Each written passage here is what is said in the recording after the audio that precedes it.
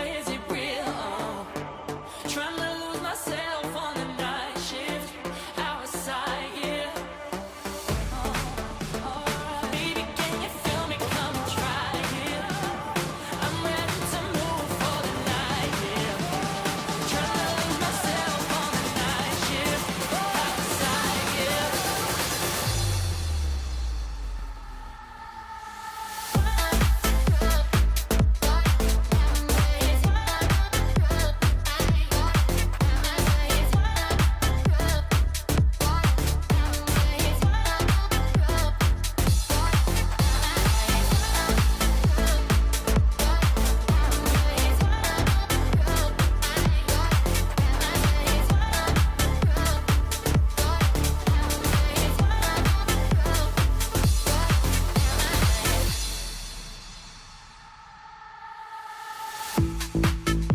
Taking over control, can you feel it?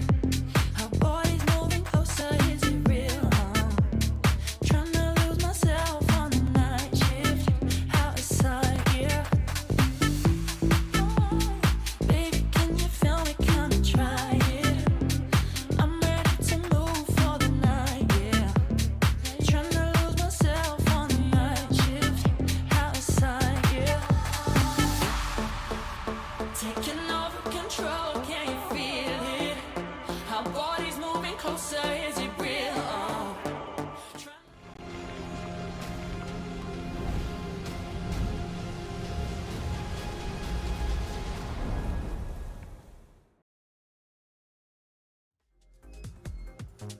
Hello everyone, welcome to the road to EWC, the global qualifiers, the last chance really for these remaining 8 teams to buy their ticket to the main event in July.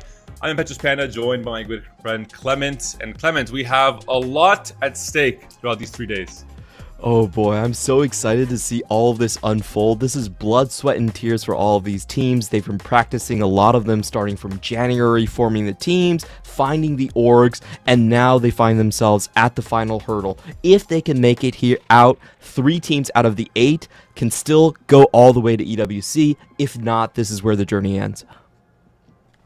And this, of course, is the continuation of a fairly long process. We had the open qualifiers first. We had some of the teams that were directly qualified to the closed qualifiers, depending on where their points were in terms of the formation of those teams.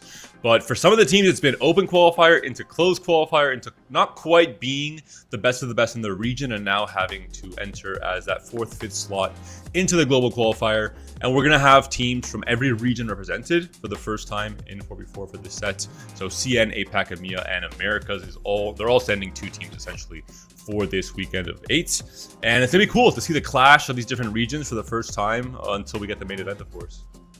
Yeah, and it's really fun to see just like how much it's going to change because we are playing on the semi-old patch. It's 17.3b. It's not the current live patch, but it's also not the patch that they played in the closed qualifiers. So there's going to be an evolution, a pretty rapid adjustment to how you play 4v4. So I think we can talk a little bit about the patches right here. It is a patch that doesn't have as much rerolls. You know, a lot of the one costs have been gutted. A lot of those tempo-based strategies where you're trying to blow out the other team just with relentless pressure aren't going to be there anymore. So I'm very curious to see what this is going to shape up as in mainly a 4 and 5 cost type of meta.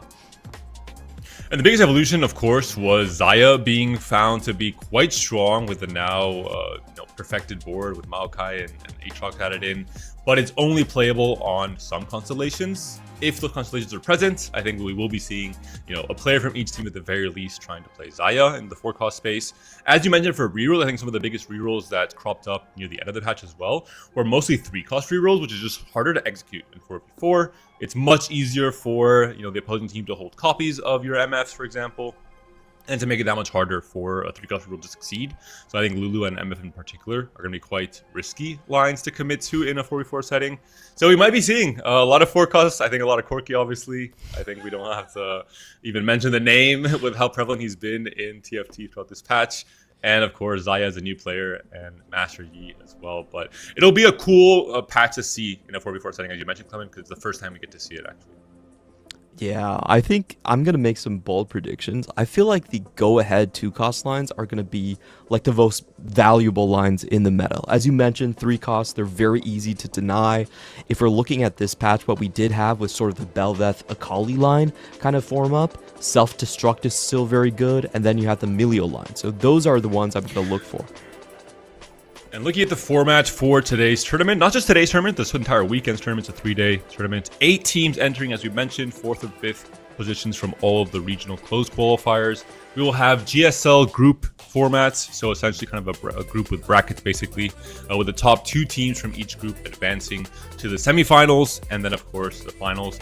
All matches will be best of 3, so I think pretty generic to what we've been seeing with 4v4 in the EWC closed qualifier space.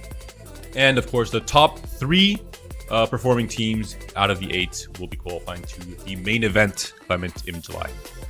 Yeah, we're going to have a banger of a weekend here, 3 days of games. Basically, if you make it to stage 2, you have a 75% chance of making it to EWC. So that's what everyone's going to be looking for, and these are our matchups for today. Just 2 matches for today. Tomorrow and Sunday we'll have 3 series, 3 best of 3s. For today will be All Gamers from CN versus Get Gromped from the Americas region, one of the real underdog stories in 4v4 TFT for this set. And then after that we'll have Isurus Gaming versus Virtus.pro, so Americas versus APAC in this case, with the whole Vietnamese team as well. So a really nice clash of different regions from CN and APAC against these Americas teams, and it will be cool to see how they pan out, right? Coming after seeing them just perform in their own close qualifiers. Absolutely. If we look at these teams, I have to say it, but I feel like APAC and CN are heavy favorites right here. T1 and Virtus.pro, they were both top 4 teams in the previous EWC, and then All Gamers and Edward Gaming are chock full of players that have been to the TAC round finals. So it might be my Eastern bias, but all eyes on these teams, to be honest. I think overall in the West, both in EMEA and Americas, there were a bit of surprises in terms of the teams that ended up even not making the close qualifiers, or teams like Gentlemen, for example, that didn't make it through the EMEA close qualifier at all, either to the main event or to the global qualifier. So definitely some surprises there, but I think if a team is able to make it through open qualifiers and the closed qualifiers to make it to this global qualifier, they are doing something right. They have some kind of very good understanding on the patch, on the sets, on their teamwork and the synergy. So overall, I think we're in for a treat. It'll be cool to see this kind of Data vs Goliath underdog story, to see if they can continue this crazy run that has put them in a position where now they're just a few series away from potentially making a main event. Yeah, Get Gromp really has their work cut out ahead of them. I feel like this is one of those teams that is going to be kind of a cult classic for a lot of the more grassroots fan base when it comes to TFT. There are a bunch of players that haven't been to Tier 1, but they have taken games off really strong rosters, like Fnatic during the qualifiers. They did take games off of Isurus as well. So this is a squad that, can just go in and take a couple of swings at the heavyweights in their own region. They are going against All Gamers, which I hope my bias is not showing, but I feel like this team is just so astronomically good that it's just kind of hard to even put into words. They have 2 players that were runner-ups at previous TAC rounds, Weimu Luoqiu and of course Ziyue on this squad as well, have both really been to the pinnacle of this game. And then you have Li Tuchuan, who's already won 3 different TPCs, and he's on par with Weijin Iverson in terms of success right there. And then Achen, who's won 2 different CN regionals. This is an all-star lineup. The individual pedigree is definitely very high. I think it tends to be the case where sometimes that doesn't always translate to 4v4 because of the requirement for team synergy, the requirement for these players to rise up and play well as a unit, not just individually. But as you mentioned, Li Tuchuan, I think very recent success as well in the TPC for this set. So it does look very much in their favor in terms of the individual strength of these players, but you have to give it to a team like Get Gromped. This is the whole reason for an open qualifier, for a team of 4 friends to get together, to really put the time in to study the game, to study the patch, to study the sets, and to really figure out what is working in 4v4 and how to succeed, and to have made it this far with a team of players who are familiar, maybe, if you're playing in the kind of challenger-esque level on the North American ladder. But outside of that, these players have not really made it to regional finals. ever in their careers, if I'm not mistaken. They haven't obviously made it to TPC. They haven't competed at the attack round stage, for example. So very different levels of experience, but this is kind of where these underdog stories come from, right? There has to be that surprise element. So really looking forward to see what Get Gromped can do against all gamers in this first series. Absolutely. There's just so many giants that have already fallen. If you think about the likes of Dish Soap, Academy Team, Weijin getting knocked out, of course G2 as G2 well. getting knocked out, and RRQ getting knocked out by basically unheard of players. That's kind of the beauty, as you mentioned, about the open qualifiers. A lot of times, when you have great players, you also have big egos because they have more established views on how you should play the game, and sometimes that can clash. It isn't always a beneficial thing to have, 4 different leaders in 4 different directions on how you should play the game. So we have seen very, very frequent upsets. I'm actually even surprised that All Gamers is here in the LCQ. Like, they were heavy favorites even within their own region, and they got taken out by the likes of Vision Esports that eventually were the first seed. So, anything can really happen down here. But once again, if I have to look at the paths that they made here, All Gamers' path is crazy because they were only taken down a peg by teams that did make it to EWC. They lost to the first and third seed in the CN qualifier, and they beat everyone else pretty handedly. Even when they did lose, there were 2-1 series. There was no 2-0 sweeps for them whatsoever. I think they're coming into this one as, if I was a betting man, I would say probably at least a 75% odd chance to take this one. And the format itself is also maturing a lot, right?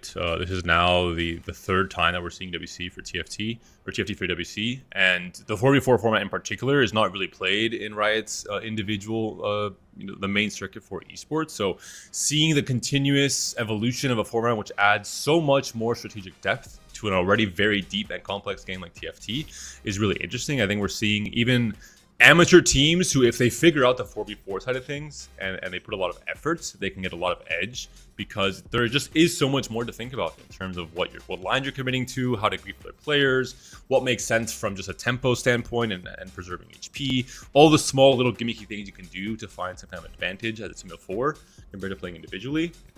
And I think this is where we see these players who don't have individual success, if they really form together as a unit and they have no egos and they think about how to really excel in 4v4 in particular, they can have huge upsets. They can have these crazy surprises. So I'm thinking it's going to be a little bit more even than you think, Clement.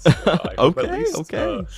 I want to see, a game 3 for every series. And in EMEA, we had pretty much the game 3 curse. It went, as long as possible for every single chance we had at any series. So I want to see the same thing today and this entire weekend. They got to make you work for your casting money, So Exactly. Yeah. And we don't have much chances to see 4v4. The more we can get, the better. Until That's true. I will say, just to shout out a couple of the things that these players have done. Li Tuchuan was a champion already in 2024 with the Wolves squad back then, so he really understands this format quite well. I think it was an end of an era to see Li Tuchuan and Lee Sao break up. In terms of the 4v4 landscape, that has been the best team in the world, basically agreed on by everyone for the last 2 years. And finally, they kind of split their ways, went their separate paths. And in the end, it wasn't Lee Sao, the MVP of 2024 EWC, that made it back. It was Li Tuchuan, who, had a much harder time individually, that finally found himself here, leading a new team now in All Gamers.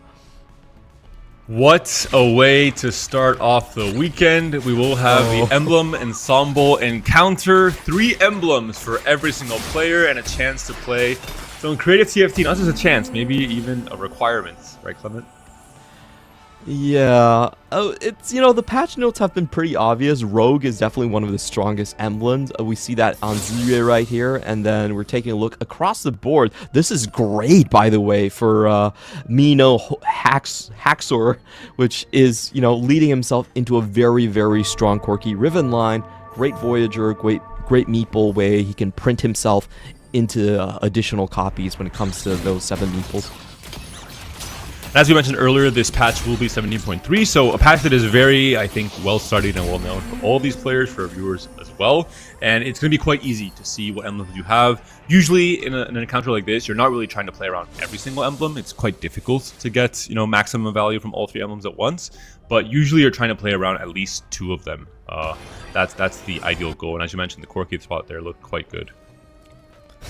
Yeah, just really crazy stuff we're seeing. This one's, I think, interesting to see. This player, we're seeing an Arbiter role from Shabamoon here.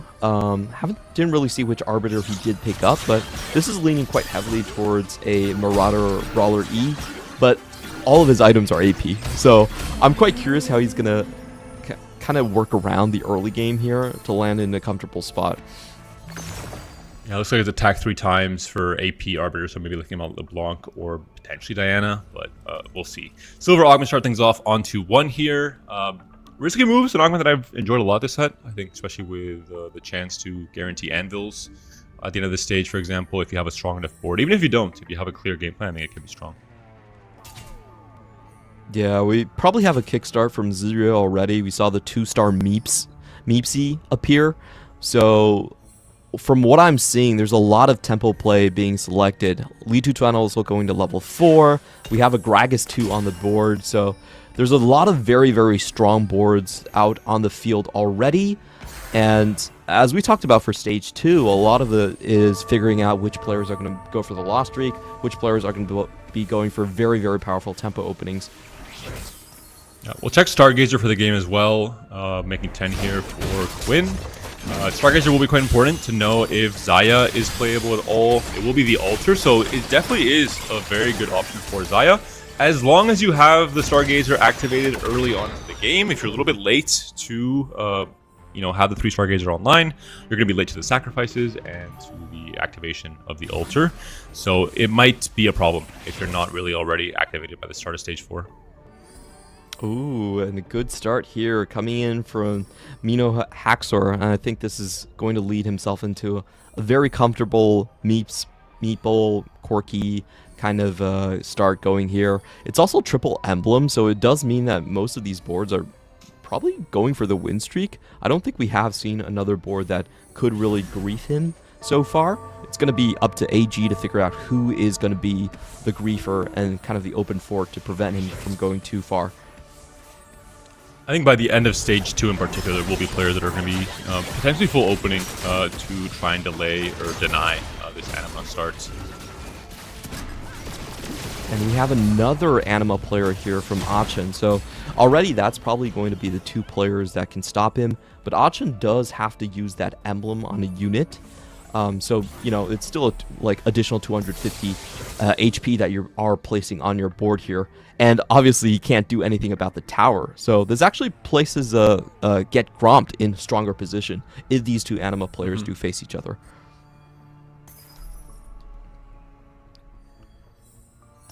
Yeah, the Marauder, I think, will probably be ignored here. Just because of the item situation for now. For Shabamoon, I think this could potentially be just more of a lean towards and Psionic also not being great for Yi, I think, is going to make it difficult. Although I think there is going to be one player that's going to have to probably play Yi in most of these games because reroll is just not so prevalent in 70.3. Especially if Zaya is not a possibility, I think there will be at least 2 Corki players and 2 Yi players per team, or per game.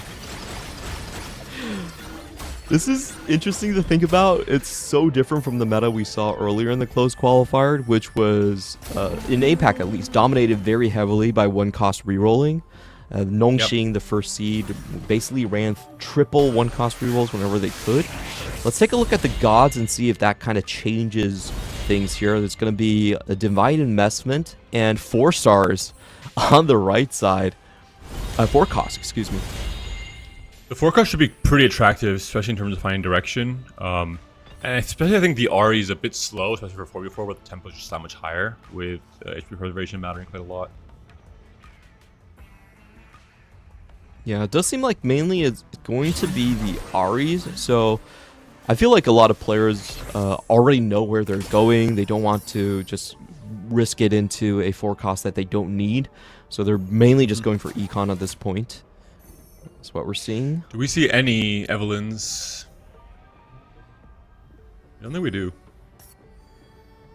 Yeah, it doesn't seem like it at all. Ooh, an early ace hole. So that is one Evelyn player at the very least, I assume. Hmm. And here the forecast was sold. It seems like. Only Ziyue taking Evelyn so far. And this is really strong from Weimu Luoqiu.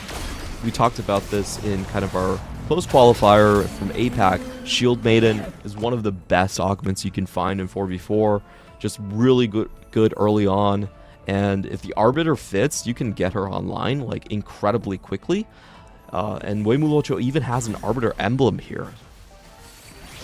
Are we going to see the Alter Shield Maiden Leona for the first time in TFT's history? That sounds broken. And you have the Rogue emblem, which can perfectly fit a Talon plus a Nunu on stage 4 for the 3 Stargazer, and fitting in the Vertical Vanguard as well. I'm liking what I'm seeing here. I'm not sure this is the board cooking up, but I'm a fan. You get some some good amount of stats from the Ultra, especially if you're a Stargazer unit. Yeah, whenever you're looking at a 1-cost reroll that can full win streak, it's going to be devastating here. Now, they do run into a teammate, so if they didn't calculate this fight properly, there is a chance that Weimu Luoqiu could break his streak, but as I say that, looking at the emblems, I think it's rather unlikely. Even with the 2-star Meepsy, the Shield Maiden is doing so much damage. And I will mention that with reroll, especially hero augments and 1-cost reroll in particular, the faster you can item your carry, just the more impactful it'll be in terms of just the strength you have compared to other boards. So this is one of the perks of this emblem start, right? Emblems have stats. They have pretty strong effect in some cases as well. And this can be one way to definitely go for a win streak in stage 2. Yeah, taking a look at across all the boards right here, most importantly, Achen and Mino Haxor, both of their anima streaks were uninterrupted. It seems like they did a very good job at avoiding each other. I think that's more of a win for all gamers. If they really did run into Mino Haxor, they should have lost it, but they didn't. So they got lucky with the RNG. They have the full loss streaker, they have the full win streaker on the board as well. I would give a slight advantage just looking at everything right now towards all gamers. And this could potentially be Acel, one of the comps that obviously he was not buffed for the last time we saw 4v4 with 17.2 B patch. So that could be one of the comps that definitely rises and is playable on this patch compared to what we saw a few weekends ago. Wow. Okay. And we roll down to 0 gold. Very, very aggressive roll down here. Just guaranteeing he can continue the 5J. I think it makes a lot of sense. You're getting all this gold back from the win streak anyway. And especially in a 4v4 setting, you're going to preserve so much HP for your team. Yeah, he's basically playing a bruiser's spot. He's not expecting to win now. He's just going to just absolutely destroy the HP bars on the other side of GG. And if you look at how AG started this round, they did have 3 members in the top 4. So they can play for that sort of strategy of just applying maximum pressure and try to go for the blowout win.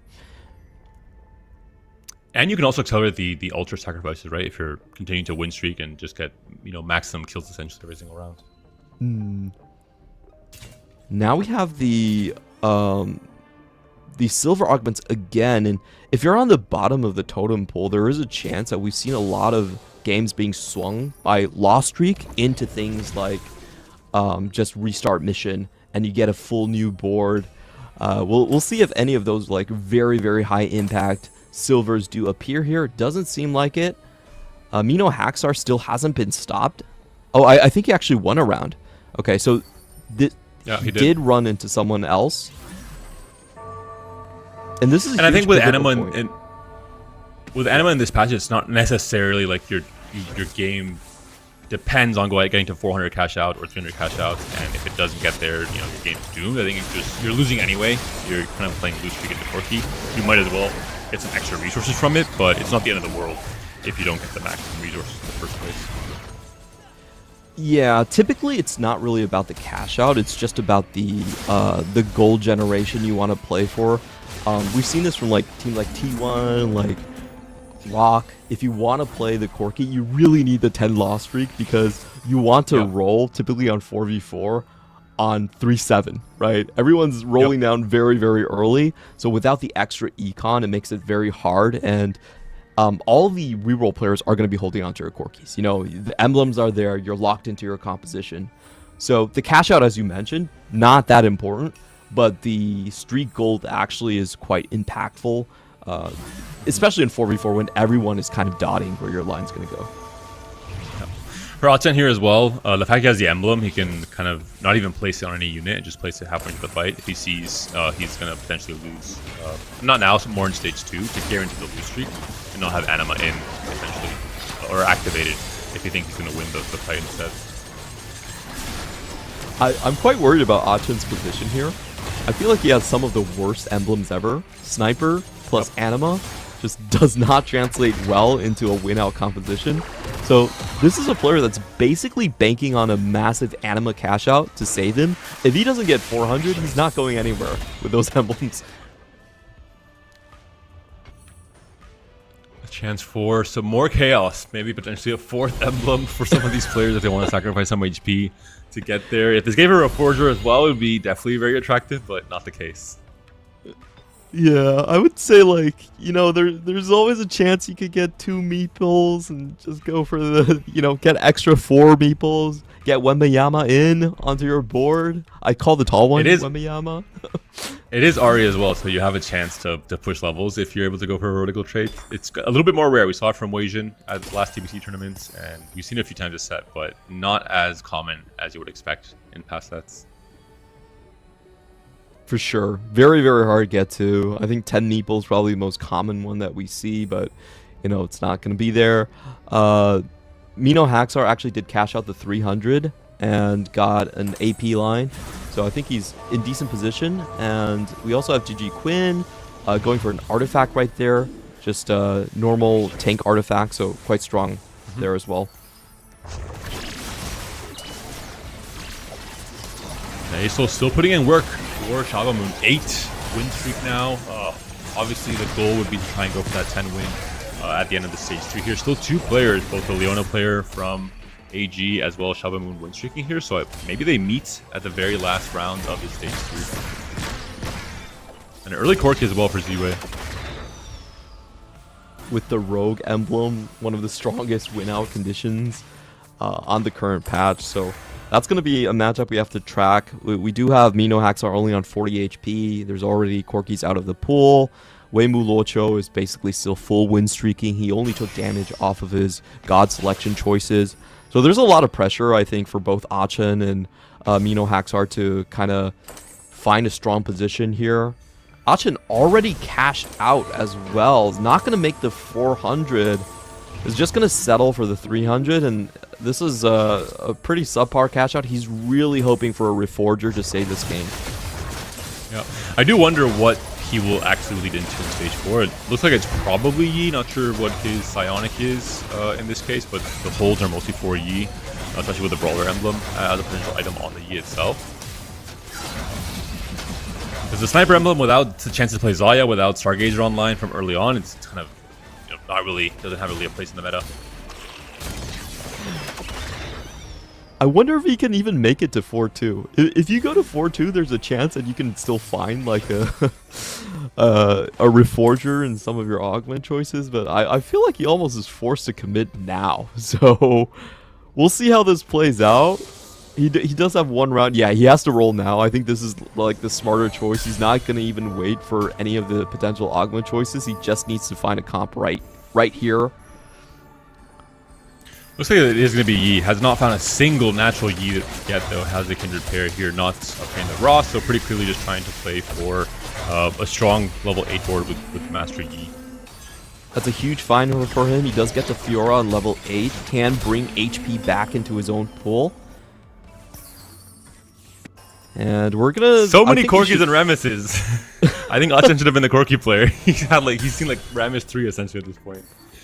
Oh, does get the Zaya, but Celza is like, nah, I'm not touching any of these snipers, which I think is, you know, understandable, but no Master E, not a single copy. No Reforger either. You can itemize United was the Fiora for now, but we're seeing Mino Haxor feels like he has still the HP to wait for one more round. Gonna have a lot of gold to work with for the 4-2 roll down. For now, still sitting on just his 4 Voyager board for now. Holding a Yi as well, so trying to make life difficult for the weakest player right now on Good matchmaking for Achen. He's going to be able to get some HP back, running into a non-cash out player from getting romped here. So this should take him... I think he should have 2 lives still on this stage. Should be relatively expectable. But he needs Econ right now. He's on 2 gold. If he doesn't find Econ 4-2, there's no Master E. And then everyone's going to have their boards online. And the Fiora will help with the healing as well for Achen for some of these fights. 4-2 augments will be gold, so just some extra, items, some combat power, but nothing too crazy here. We're seeing the roll down now from Shabamoon, who is still on the win streak, as well as Weimulo, who is on the very cool version of Leona Shield Maiden with the altar, or at least she was until now. Now it'll be Kaisa instead. Huge find here by Zirue. Again, Zirue is trying to face up against Mino Haxor, and Mino Haxor gets his Corki 2 online at the same time. I think he low rolled a little bit. Yeah. He low rolled on the cash out, just getting an AP item. He's not going to be able to use that one. This is why a lot of players actually just say in 4v4 you should always cash out 100 if you don't go for the if you can't go for the 400 route. And then Quinn, I think his altar did proc. I think we did see it, or maybe it was Weimu Luocho. No, we don't. It's not proc yet. I think the Nunu is too small for that to be procced. We'll be playing into the Xayah with fairly good items. Red Roth, obviously the most important item for her for the base attack speed, and obviously the utility as well. The Marauder emblem, just adding some extra awning down to the entire team. Not terrible. We'll have to see once the Ultra procs how strong Quinn is, but he's currently sitting at 21 HP, so a bit of a dangerous position here. Ooh, can Xayah finish this one off, or is the Shield Maiden going to be too strong? I think the Shield Maiden just proc the Rogue, so if the burst is enough, but one sword hit from that Leona takes the Xayah down to 25% HP and then instantly takes her out. So that's Quinn on nearly 1 life. He loses by 6 units. That's it. Mino Haxor also losing there as well. Oh, this is getting kind of dicey. Though. Interesting has the group hug. Not quite the positioning for it just yet. I think maybe it did not pivot his board in time. Very, very strong looking Graves there. With the Darkstar +1 and the Voyager, just a really strong setup here, right? With all these emblems, Voyager +1, Darkstar +1. Yeah, you have to assume Li Tutuan and Weimu Luocho are both going to be into the top 4. So it does look like you need some form of a win out from GG. Like, if there's 2 players in the top 4 on the opposing team, then it really comes down to who can actually win the game. And so far, I haven't been able to spot a win out player just yet. It's a fairly big loss here. The Ultra has procced, but the fight comes to the very end. Quinn down to 1 HP and a dream, trying to stay alive against Achen, who was still carrying the Fiora with the items there, but seems to be enough to take down Quinn to his very last life now. He can't go for the emblem. You can't exactly. I've learned this the hard way. You don't do it. 3 is greater than 1. You will die. He's like, I'm missing a Nunu, but can I go there? It's like, no, don't do it. Don't do it. Go for the Ari. The worst part is that when you click, there's a delay, obviously, until everything resolves, and then you have time to realize your mistake before you actually die. That would be hilarious if Quinn actually takes the Evelyn way out here. Of course, he's not gonna do that, but would still be funny. Okay, avoids that one. Quinn does get some frontline at the very least here. Does he get the Nunu too, which is his preferred main tank? Not really. Still Nunu Tom 1. Kench with these items are pretty good though. And has the Stargazer emblem as well, because the Ultra just buffs Stargazer units themselves much more than just the natural units in the Hexes, so that at least is some small benefit. Items seem to be off here. Yeah, it should be a pretty easy fight win. Definitely not looking for the strongest player just yet. Yeah, but for GG, like, looking across 3 of their players, like, none of them are actually win-out spots, so I think there's Shabamoon might be. Yeah. Shabamoon was going 9. He had not rolled. He was sitting on 60 gold, level 8 when we last saw him on or 3, so there's a chance he's going 9, going to have a chance to really play for the highest cap board possible. True. All hopes on those two players coming in here. I think most of the upgrades are already found on that board, so there's not a lot they can do. For Achin, still no Master E, so there is a chance that GG can take down Achin. Deadly CO2 is not going to be level 9 anytime soon, so unfortunately that's also not going to be the win-out player. And let's take a look at Shabamoon's board. He's still trying to go directly into level 9 here, and has a lot of HP to do so. He knows he can't spend any gold. He is the win-out player. If they want to have a chance, like, he just needs to go 9 and roll for the Bard. Yep.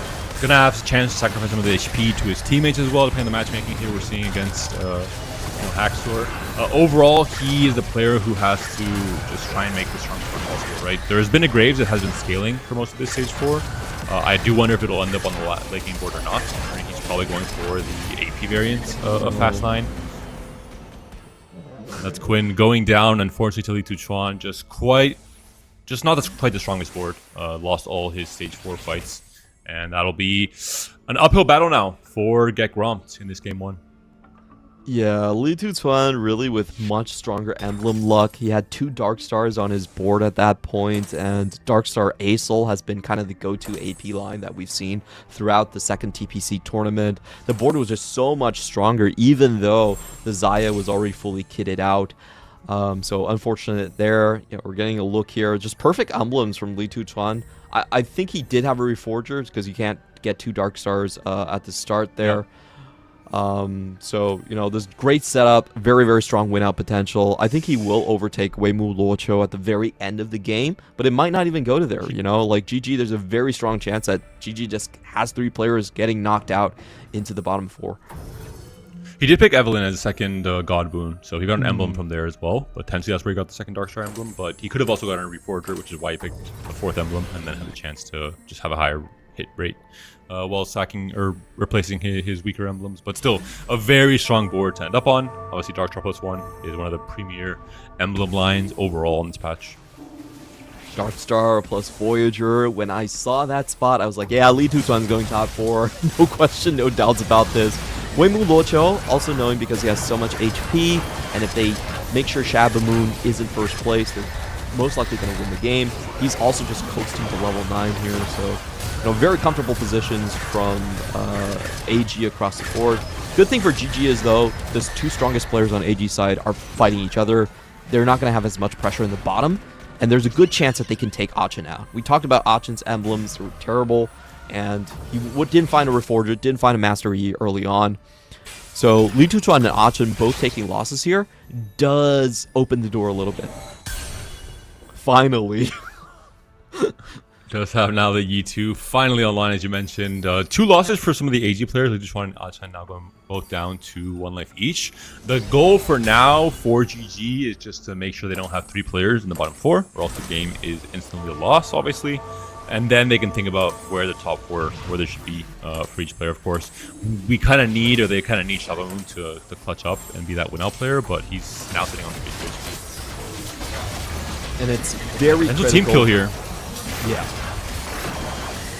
I think Wow. Li Tuchuan actually has a higher cap, so having Achin win here might have been a miscalculation. I think there was not many calculations done when that Yi just teleported into the backline and deleted Asol 5 seconds into the fight. There's not really much you could have done there, even with items removed, I think. But Li Tuchuan going down, Achin gets the win. Deadly gets the win, and Shabamoon takes a loss, unfortunately. So all 3 of the Gekron players now in that middle of the pack area. They have to definitely try and win these next few fights. You know, Haxor finding the Shen early here, so that really allowed him to survive the stage 4 with a lot of HP, and this is what we're talking about. Shabamoon hitting the bar 2. He still needs to be the win-out player here. With Li Tuchuan out, I'm not sure if Weimu Luoqiu can actually make it right there, right? Because Weimu Luoqiu is the other big player for all gamers. Sona 2 was found. A very interesting board, kind of a mix-up of Nova Fast 9 and Vanguard Fast 9. Now slowly moving more towards the Vanguard AP variation of things with Sona 2 coming online. and the Bard 2 as well. Up against Ziyue, has to win this fight, has to try and knock down Ziyue to 1 life. If he loses here, this could be pretty bad news for Gekrom in Game 1. And it's not looking very good. The Ribbon's onto the backline already. And that is Shabamoon. Not going down, but very, very low. Deadly as well on 1 HP. Wow, and I'm actually quite surprised at how one-sided that fight ended up being there. We saw the board from Ziyue, you know, he did have very, very good emblems, and I think the power of those emblems, the Rogue Corki is just coming to bear right there, even against a level 9 board with Sona 2 and Bard 2, able to just barge through the front line. There's still an Akali on the board as well. I think it's still Grave was 1, obviously. So, I mean, there's still definitely ways to improve this board further. Mm-hmm.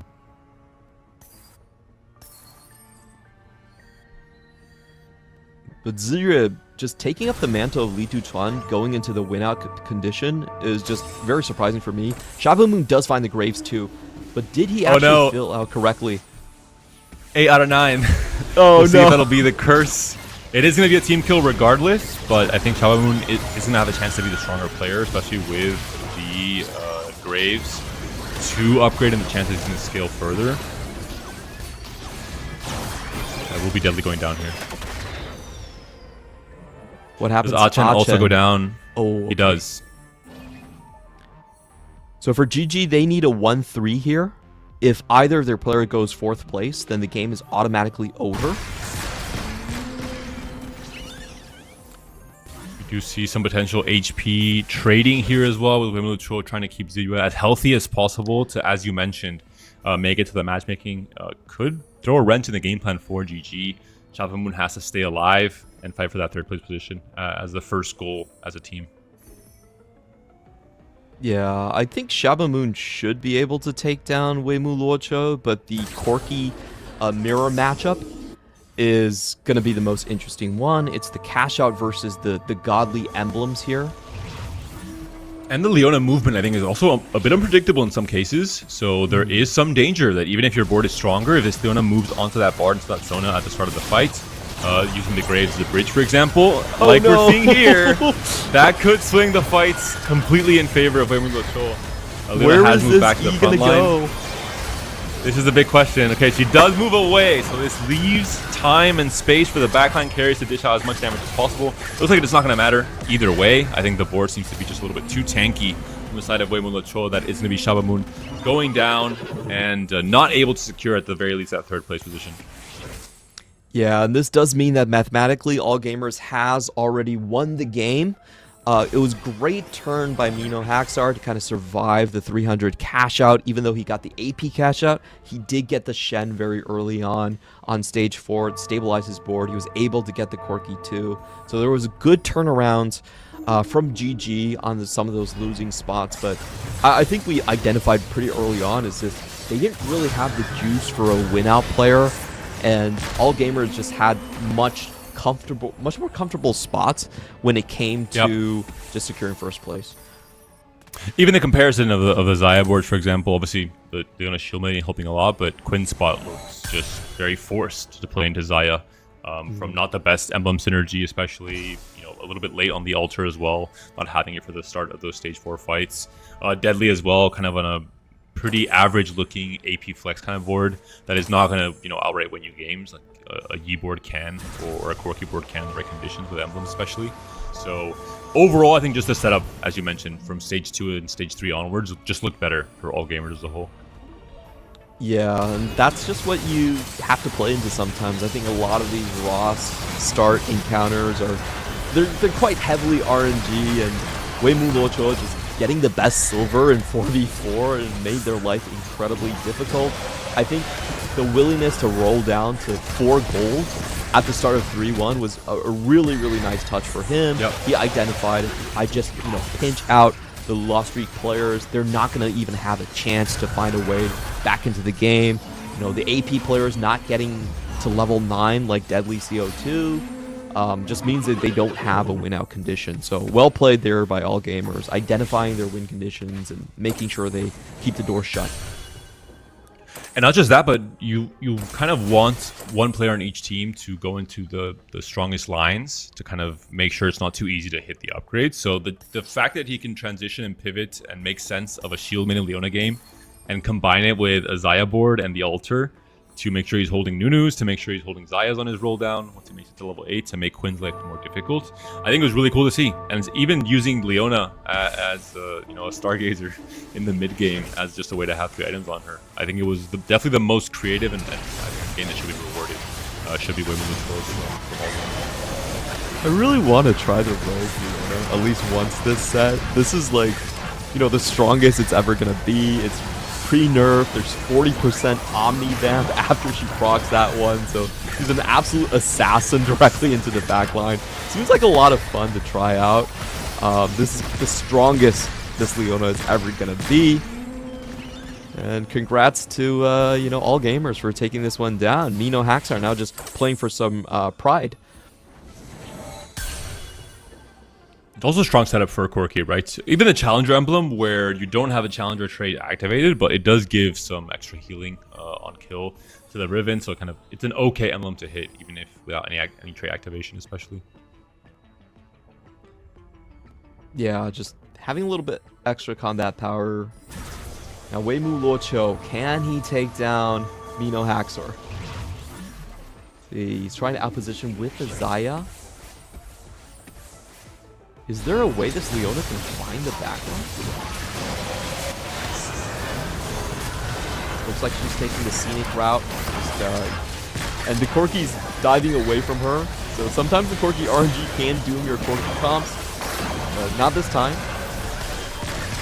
Keeping his the Rogue Emblem was on the Corki, that would be better as well, but no Rogue Emblem there. It is going to be the backline cleaning up now. The Jhin, of course, just going to become the star of the show once the Leona kind of falls off a little bit now in stage 6. Not the best TG for Xayah. Xayah's like, go next, I don't care anymore. The Shen 2 could be what makes the difference here in this last fight from Mino Haxor. Interesting positioning, right, with the Shen sword. Just trying to get maximum value from group hug, but also getting the value from the sword on at least the main carries without sacrificing your positioning too much. Interesting puzzle here from Mino Haxor. Yeah, actually going back to the flanking position, so he's missing out on a lot of extra attack speed on like 3 of his units, but he's saying, you know what, like keeping my Corki and Riven aligned is actually more important than giving HP and attack speed there. Okay, Leona was very close to the Corki there, but she has moved away. Corki is left alone on the bottom left corner. That'll be enough. And Milio also dishing out some damage with the Guiding Hex. I think it's just too much value from the backline, especially. Yeah, the Jhin now onto the Corki. Riven's GA gets popped as well, and that's going to be it. Will be a, I think, well-deserved win for Luoqiu. Had a really cool game with his Leona reroll, finding value in stage 2 and 3, but then also pivoting into a strong late game board with the Stargazers, Clement. Yeah, very beautiful board in the end by all gamers. I think Li Tuchuan and Weimu Luoqiu were kind of given just like very optimal spots to begin the game with, so they expectedly did well. I'm very impressed by actually Achen making it all the way to 5th place off of a sniper plus anima emblem board. I thought that board was dead last, especially when he missed everything on the 4-1 roll down. I'm still surprised how he did that, but that was a big part of all gamers being able to stabilize and just overtake GG that really had a lack of win out conditions. Now, the Fjord did do some work, at the very least, when she was found early in Stage 4 for Achen. It is obviously not a standard game of TFT, so we'll see how Gagron recovers from this. I think I have to know, hey, maybe we low-rolled on the emblems, maybe we're better prepared than this, but we just couldn't really make best use of these emblems. But Game 2 will be upon us very, very shortly. We'll have a quick break. We'll be back, so stay tuned for more TFT 4v4 action.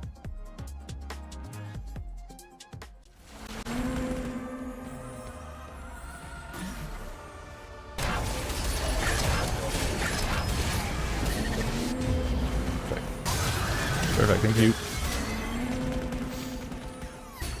Bruh, Emblems game 1, man. Last 2.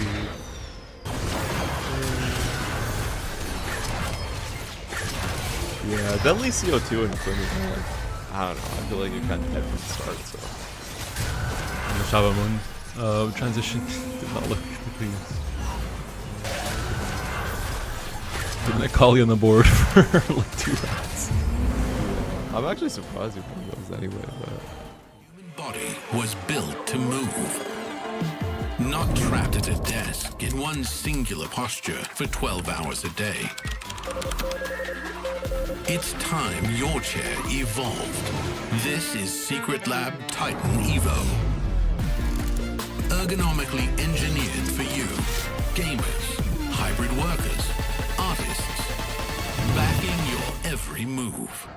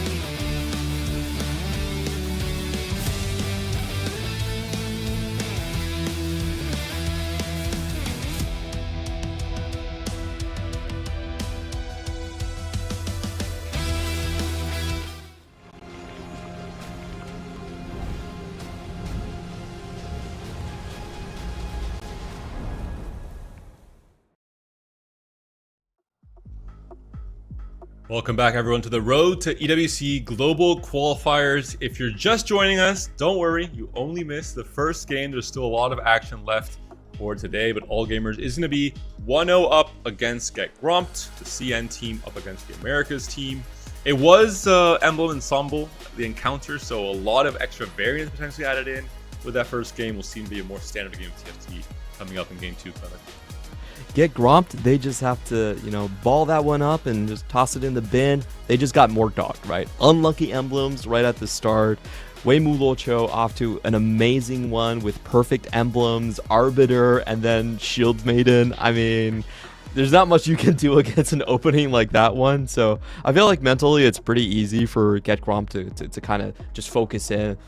You came up against a much more experienced team with a much better start. So we're going to, this is the first game actually. The first one doesn't count.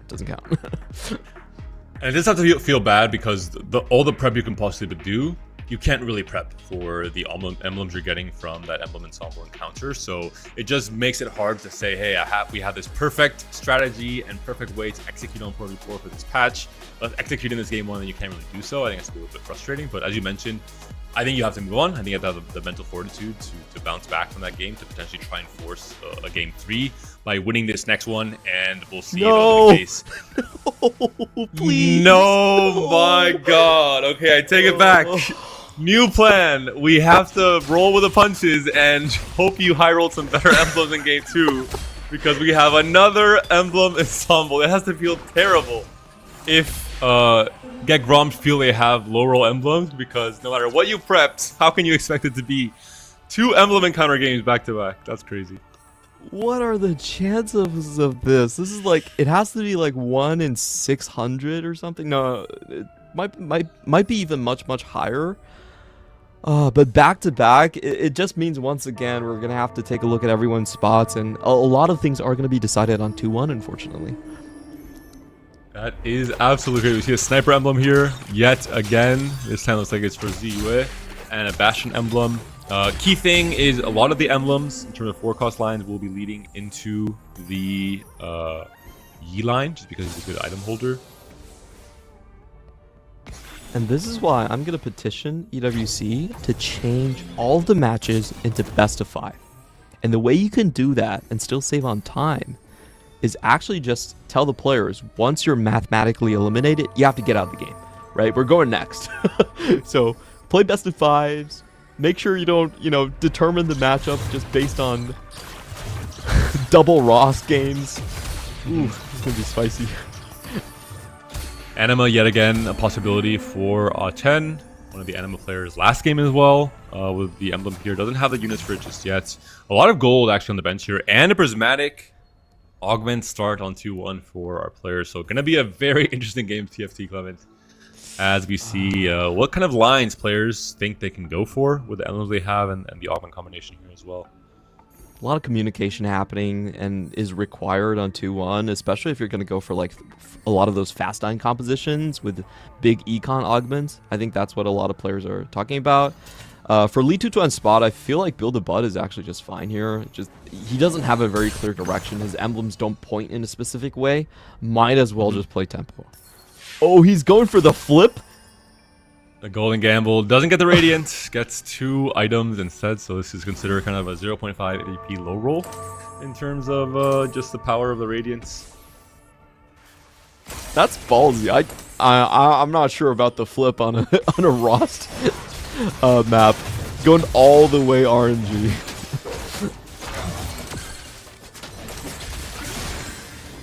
That leaves Rogue CO2 with here. subscription. But doesn't actually pick up too many forecasts.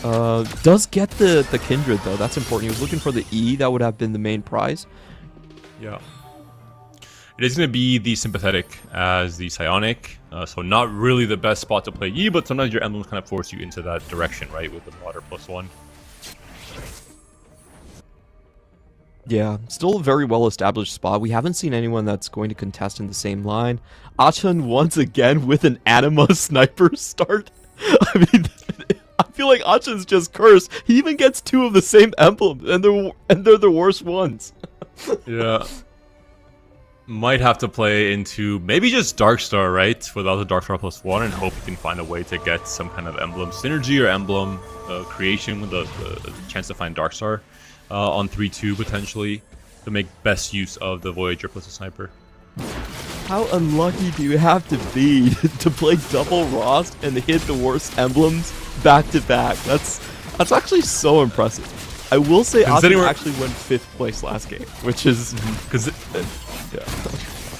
considering we're getting back-to-back emblem ensemble in the first place, I think just I stopped looking at luck or coincidence or just accept it, Clement. Let's move on faster that way. Nova plus the Marauder +1 as well there for Shaba Moon, so just also a very strong combination potentially to play into the Yi line. Yeah, I wonder if he's gonna be forced into a fast 9 position. He does have expected unexpectedness, so if he gets gold, then he can, you know, not run headlong into Deadly CO2, who's very well established into the Brawler Yi line. I think if he can play the Nova with enough econ, it's probably best for GG's chances. And we're going to be taking a look across the board here. Weimu Luocho, you know, if you have Darkstar, you're just playing Darkstar there. He's probably going for a Darkstar Fast 9 board with that smart. Huntress will be the Stargazer, so not really the most interesting for any of the Stargazer lines, unfortunately for those who have emblems. Yeah, one of the weaker Stargazers for sure. WCO2 should be expected to win a lot of his early rounds. I mean, he is going for subscription, which is you have to kind of tempo a bit with this. So I do expect him to be able to find some wins here, especially with that fully decked out Kindred. Yep. The God Boon offerings coming up soon. We'll see what the choices will be for our players to execute for their game plan. So we're going to see Cryogenic Hex from Yasuo, which is going to be pretty impactful in terms of having your main tank just tank that much longer. Especially impactful for reroll, but not really many spots for reroll, it seems like, in this game. Want to see if Zirue with the 100 HP can go for the right side Steamroll as well. We have seen Steamroll just kind of decide a lot of 4v4 matchups. If you have someone on your team that can get those, 2 gold injection every single round, it's incredibly powerful. And it looks like both of the 3 gold now. Oh, 3 gold. There was a buff from 17.2B to 17.3 where I was surprised because Steamroll, I think, is very strong in the right conditions where you are already win streaking and playing for fast 9.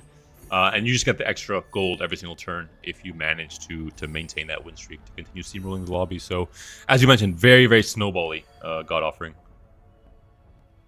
It does look like both GG players actually taking the Evelyn here. So if they can Malware Matrix for the Yi here already. The line is very clear for Quinn. Will be ignoring, I guess, the Stargazer +1 and the Voyager +1. Maybe going to try and record those at some point in this game. Can definitely play around the perfect D Psionic item and the Brawler emblem as well. So the interesting thing is I think GG has better start positions this time around, but a lot of their lines go into Master Yi. So they will have to pivot out and decide who can actually stay on the line. Deadly CO2 is there. I think we were just looking at Hexor was there as well. Now Zira, if he can break these win streaks, the steamrolls, it's going to be super important. He has multiple forecasts on board there. Karma already being selected there. And Quinn going to level 7 to make sure he can continue to steamroll. I do wonder if Hexor considers playing reroll. With this spot. I'm not trying to bias this own comp that I spread on social media, but we did see Tidal and a few players from APAC playing in the last APC tournament. The reroll variation of this with Maokai and the Primordians, kind of the evolution of Primordian reroll, but playing more around Jinx. And with the Challenger +1 here and the Primordian +1, you eventually don't play the Briar and you just play the Brawler with the Rek'Sai and the Velvet. Could be an option to find a way to play out this game without having to go into E. I really like the line, by the way. I just looking at the stats in this tournament the past weekend, it did very, very well. It's you know, a sub for AVP line. You get the extra gold injection, even though Briar is too weak to be fielded right now. And in the meantime, Isurus does not break the steamroll. So that was a very pivotal moment. There was 2 steamrollers on the side of GG. It does look like they both get to keep the gold. Actually not so sure about CO2, but Quinn for sure.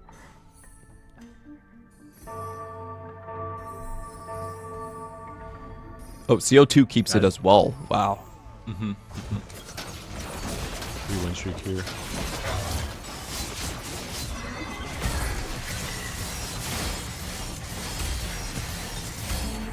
Now this is what items when, we get here for Quinn especially. Because these are like kind of AP-ish items, not really the best components for you whatsoever.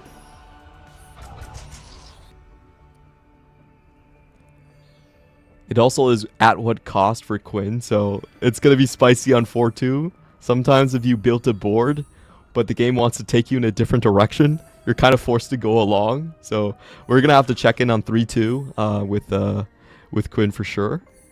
Can't pick his augments himself. And then how is Achin going to get out of this spot? These Achin spots are so fun to look at because they're so difficult to pilot. I really do think he's hoping for some kind of Darkstar +1 possibility from his 3-2 augment, really. It is Emblem as well, again, so maybe a random Emblem on the stage 3 got off free can save him. This does look like a huge RNG diff for AG. They lose the flip early on Li Chuan.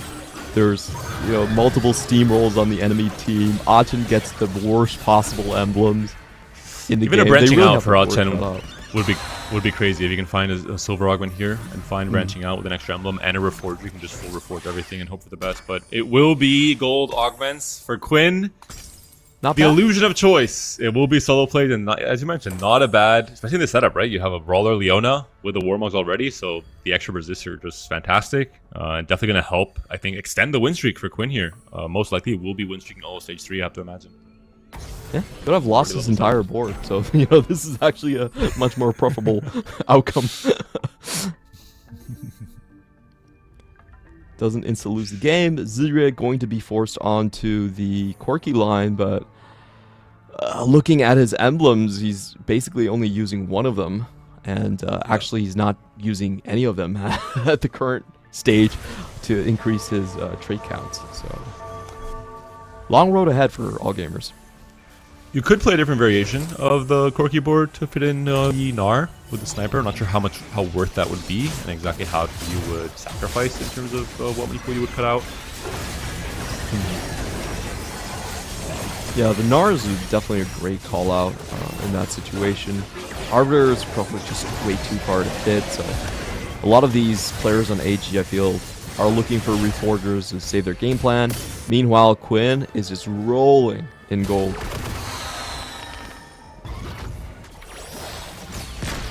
Really, I mean, just a risky play, right? To play for at what cost? I think it's considered to be kind of a D tier augment in TFT. But if you really have to play into this randomness, and you think it, I guess especially in 4v4, it can be that much more pivotal, right? Where you have a almost guaranteed 5 streak on stage 2.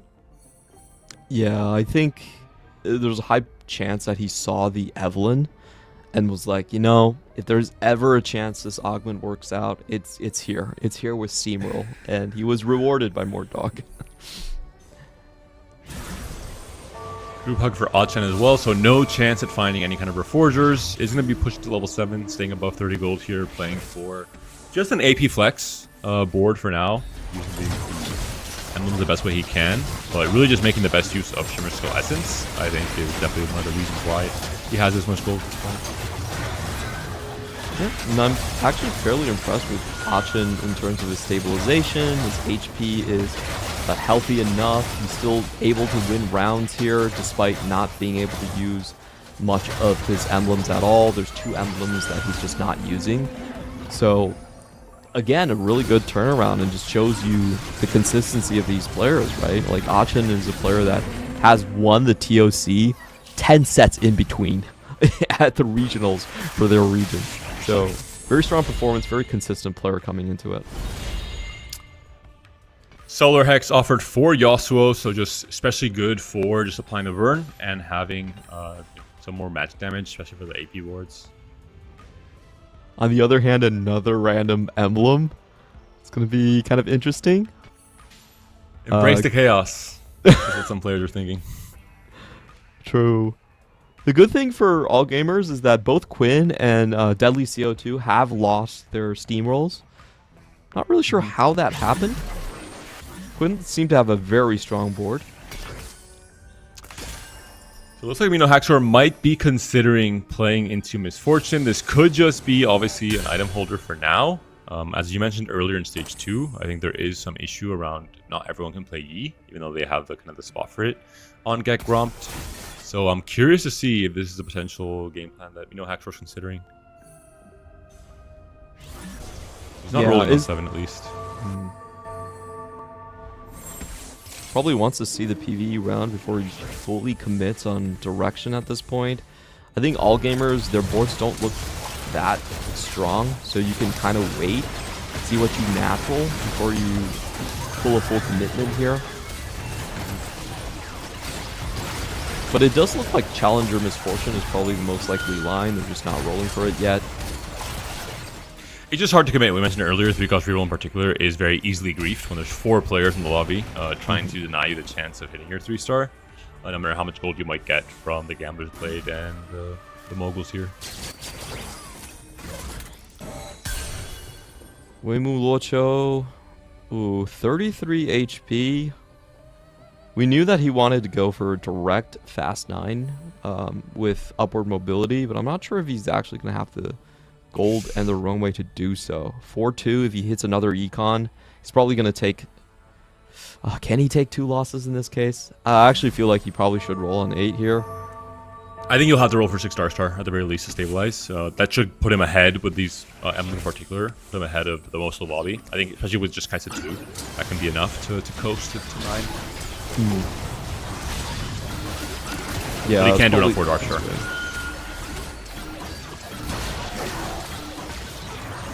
Can be taken down on this round as well, so it's going to be a full 10 loss streak for Weimu Luocho. 20 HP. He already does have a Blitzcrank, which is a pretty strong find in the early... for this line, we see a lot of Dark Star emblems being given to him. Especially with Sniper as well, that could be a very strong Blitzcrank in the future.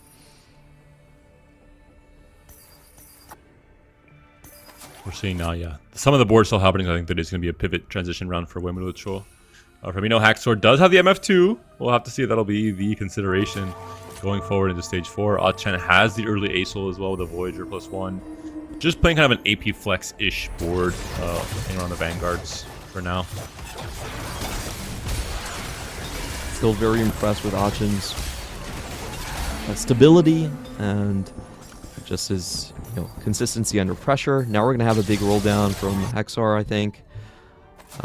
A lot of players actually going to be... He's pushing 8. He's pumping already to 8, so I think he's just using the MF as an item carrier and maybe tries to play around fast 9 instead of Yi, considering his current HP and the strength of his board right now. Oh, the Corki sweepstake is going to happen. There's a Corki player on each side of the teams, and Weimu Luocho did roll on 8. But I don't think he found any 2-star carry. Ooh, this is getting very dicey for him. Hanging around the Nami, the Kai'Sa still 1-starred as well. Then again, Shabamoon, who did not hit the Corki 2 or the Rammus 2 or the Ribbon, so at the very least, he is also facing off against a board that has not been fully upgraded just yet. It is a triple Stoneplate Rammus, though. With a solo play, the Blitz is online in the backline, but I think the Corki will cast one more time. And pretty much down to 1 life for Weimu Luocho at 10 HP now. We'll see a random augment pick for Shabamoon. We have to go to his board to see what will be that augment on 4-2 as well. Alright, here we go. Does he get griefed? Oh, it's not Shabamoon. I think it's a different player. Oh, there's 2 solo play players. Yeah, you're right. It was Quinn, right? Quinn was that what cost? Yeah. Does Weimu Luocho actually hit an econ? If he hits an econ and go... Because, like, he was playing super greedy for Fast 9. Oh, he does get the econ. Okay, that's huge. And a Blitzcrank and there's 2 Blitz immediately. 2. Wow. Karma 2 as well. Find the 6 Dark Star.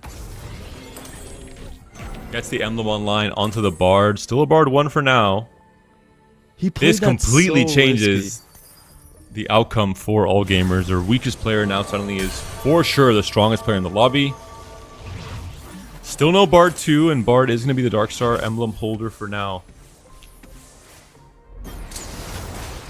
Huge find for Weimu Luoqiu, getting the econ option here, takes him straight to level 9, but he is going up against a friendly board in Achin that is quite powerful and has a 2-star backline, only on 10 HP. Is this good enough to actually survive, or he's going to get taken down by his teammates? Achin has not made his board weaker at all, it looks like. But the fight is going to go in favor of Weimu Luoqiu, so maybe calculated in terms of just trying to have the closest fight possible between these two teammates. I'll be honest, I probably would have called for a remover if I was Weimu Luoqiu, but these players know their limits a lot better than I do. He keeps himself alive. Looking at Shabamoon, we do see the upgrades on the board, so it's looking like he's also going to have a chance to stabilize, at the very least for most of the stage 4. Yeah, I want to check what he got for Call to Chaos. Probably some form of econ or roll. We don't see. Oh, it was the TGs. Oh yeah, For you're right. TGs. You're right. As you can see, that every single unit is itemized on the board. Yes, I don't know how I missed that. Good call.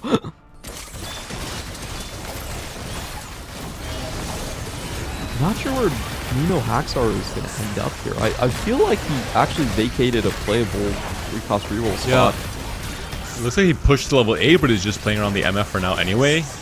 Isn't going 9. Obviously, we see he has no gold bank, so I think he just felt he's playing for placements. But I wonder if it was just better to just roll on 7 and at least force all gamers to hold a ton of extra 3 costs on their bench. Yeah, I think that would have been the preferred out in that situation. There was a lot of pressure on the side for GG, so they couldn't really hold that many MFs. There's going to be 5 costs on the board or attack speed. Hex. Yeah. Weimu Luoqiu's already 1 life anyway, so he might as well sacrifice one HP point. True. The moment we He get could to hit the stage bar. 5, he's pretty much down.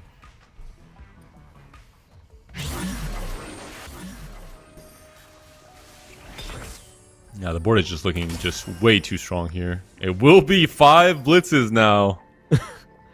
Just using it for gold to find the bard. There you go. Not playing for content, but there's a Bard 2. This should be the strongest board in the game, the lobby for now. The only thing to consider here, Clement, is the fact that he has 2 prismatic econ augments, so his cap will be lower than some other players. Maybe not right now, but at some point in stage 5 or stage 6. Are you trying to jinx my CN players, Panda? I'm just saying it how it is. The board looks strong now, but a lot of sacrifices were made to get to this. No, board I mean early on. the play for streamer content comment. Yeah. Play for strong now, that's definitely correct. I don't think it's correct to hold on to the Blitzcrank. And, fortunately, Weimu Luoqiu not going to go on to the streamer route. He is strong enough where I think he doesn't have to call for removers at this point, and they can just play a normal game. I wonder what his augment pickup was in the end for 4-2. He was the at what cost player, so actually pretty good selection here. Red buff, or 1 buff, 2 buff. Got a red buff and a blue buff, and he didn't already have any kind of burn items built, so I mean, pretty good to be able to hit that. You have the duplicator as well. You're going 9. You have a ton of gold to work with, so this could potentially be the win-out player for Get Grumped. Was 8th place in game 1. I think has a chance to, on an individual level, redeem himself as well coming to this game 2. He does have the burn hacks, but I think you can't be too sad about that one overall. He's going fast 9, and even with Bar 2 out of the pool, he does have the extra. Yep. Yeah, extra attack speed as well on the Vex. There's 2 extra items. I think there's definitely much worse augments to hit, in my opinion, on Bar 2. For sure. Weimu Luoqiu already going to holding patterns right now, trying to deny. We saw the Kindred being denied. Li Duchuan now falling down really heavily. I think we all kind of expected Li Duchuan to not really make it out with his early miss on the Radiant and just very weak direction from emblems. You know, Haxor did pivot into a Xayah board in the end. This was the player that we saw potentially angling Misfortune reroll. Is now the full pivot into Xayah on the Huntress, so definitely not one of the strongest options. I think, as you mentioned earlier in Stage 2, they had to kind of find a way to find a home for each player that had Yi as their best potential game plan, but had to kind of pivot into whatever they could. Yeah, so we do have Shabamoon. He had the Brawler. He's pivoting into AP, and then Deadly CO2 on the Brawler E. So that was why that we saw the pivot away, unfortunately, for Mino Haxar when he was pretty well established onto the Brawler route. Shabamoon now can find a pretty decent spot here. I feel like if he can take out Li Tuchuan, there's probably still a good chance that GG can contest for the top. As we mentioned, they do have a Fast 9 player in Quinn as well, so there's some potential for them to come back. I think this is a much stronger game than they had in Game 1, but it's about these middle placement players. Can they actually take down Achin? Can they take down Li Tuchuan? That, in our opinion, has significantly low-rolled on their emblems. Yeah. Riven on the right side here, not going to get kind of all that damage from the Acel. It will be the Rammus tanking most of it now as this fight continues. If the Riven gets into position where the Acel is targeting her down, yeah, that could be a problem. The Rogue Fox there helps, but it's going to be down to Corki to end this fight, and he looks like he does have enough damage now with the Rammus holding on. So a big 6 win streak for Shabamoon. I think the only concern here is, when does he stop winning? When does this board kind of starts falling off, considering he is going to be stuck on 8? Ooh, whoever goes 8th place here is going to be massive. Li Tuchuan and Mino Haxar on 1 life. I think Mino Haxar has more chances for upgrades here. Li Tuchuan finds the Riven 2 on just 1 gold. Wow, that's a huge pickup for him. And I expect this is the round where all of your teammates are going to start removing for you, depending on who you have in the pool here.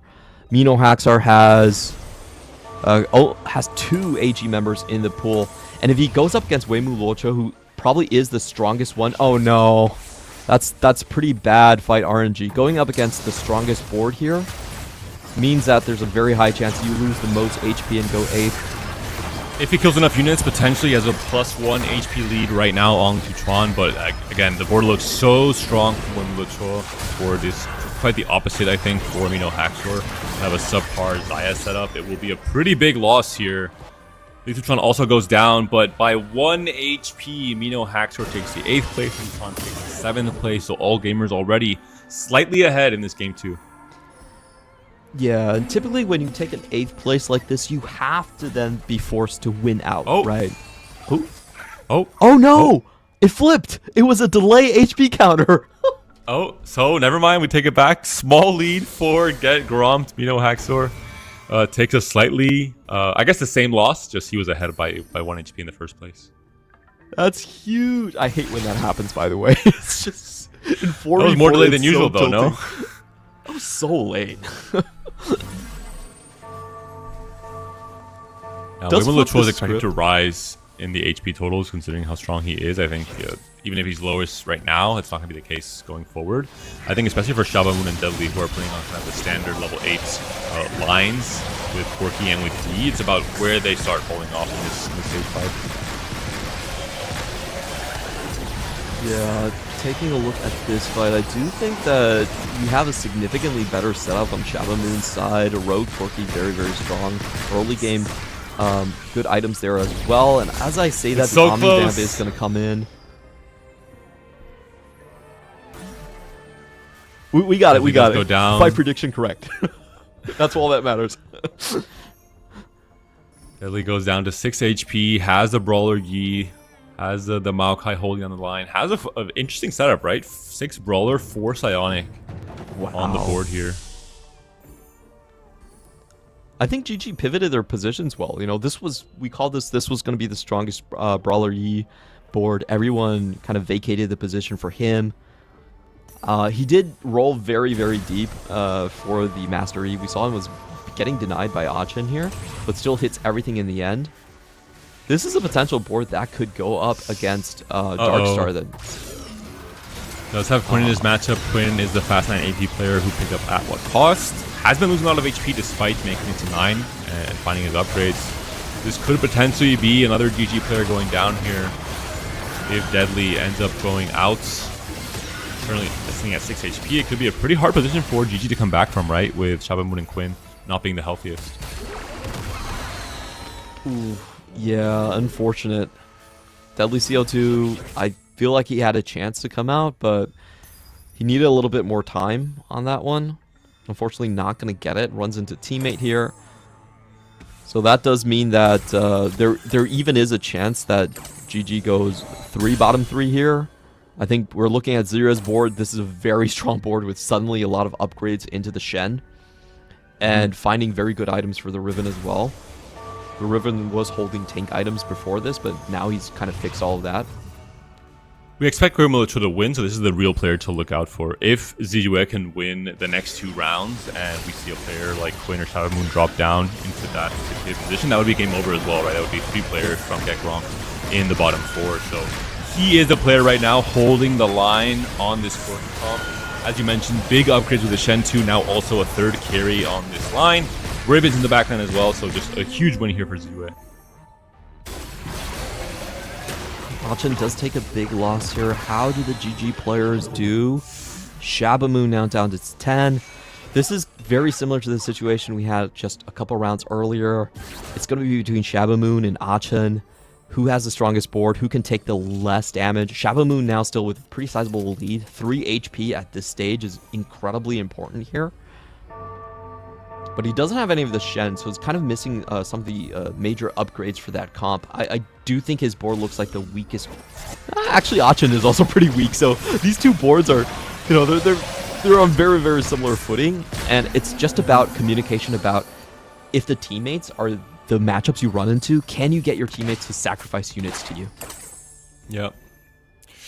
Shabamoon is going to be facing 2 players from All Gamers.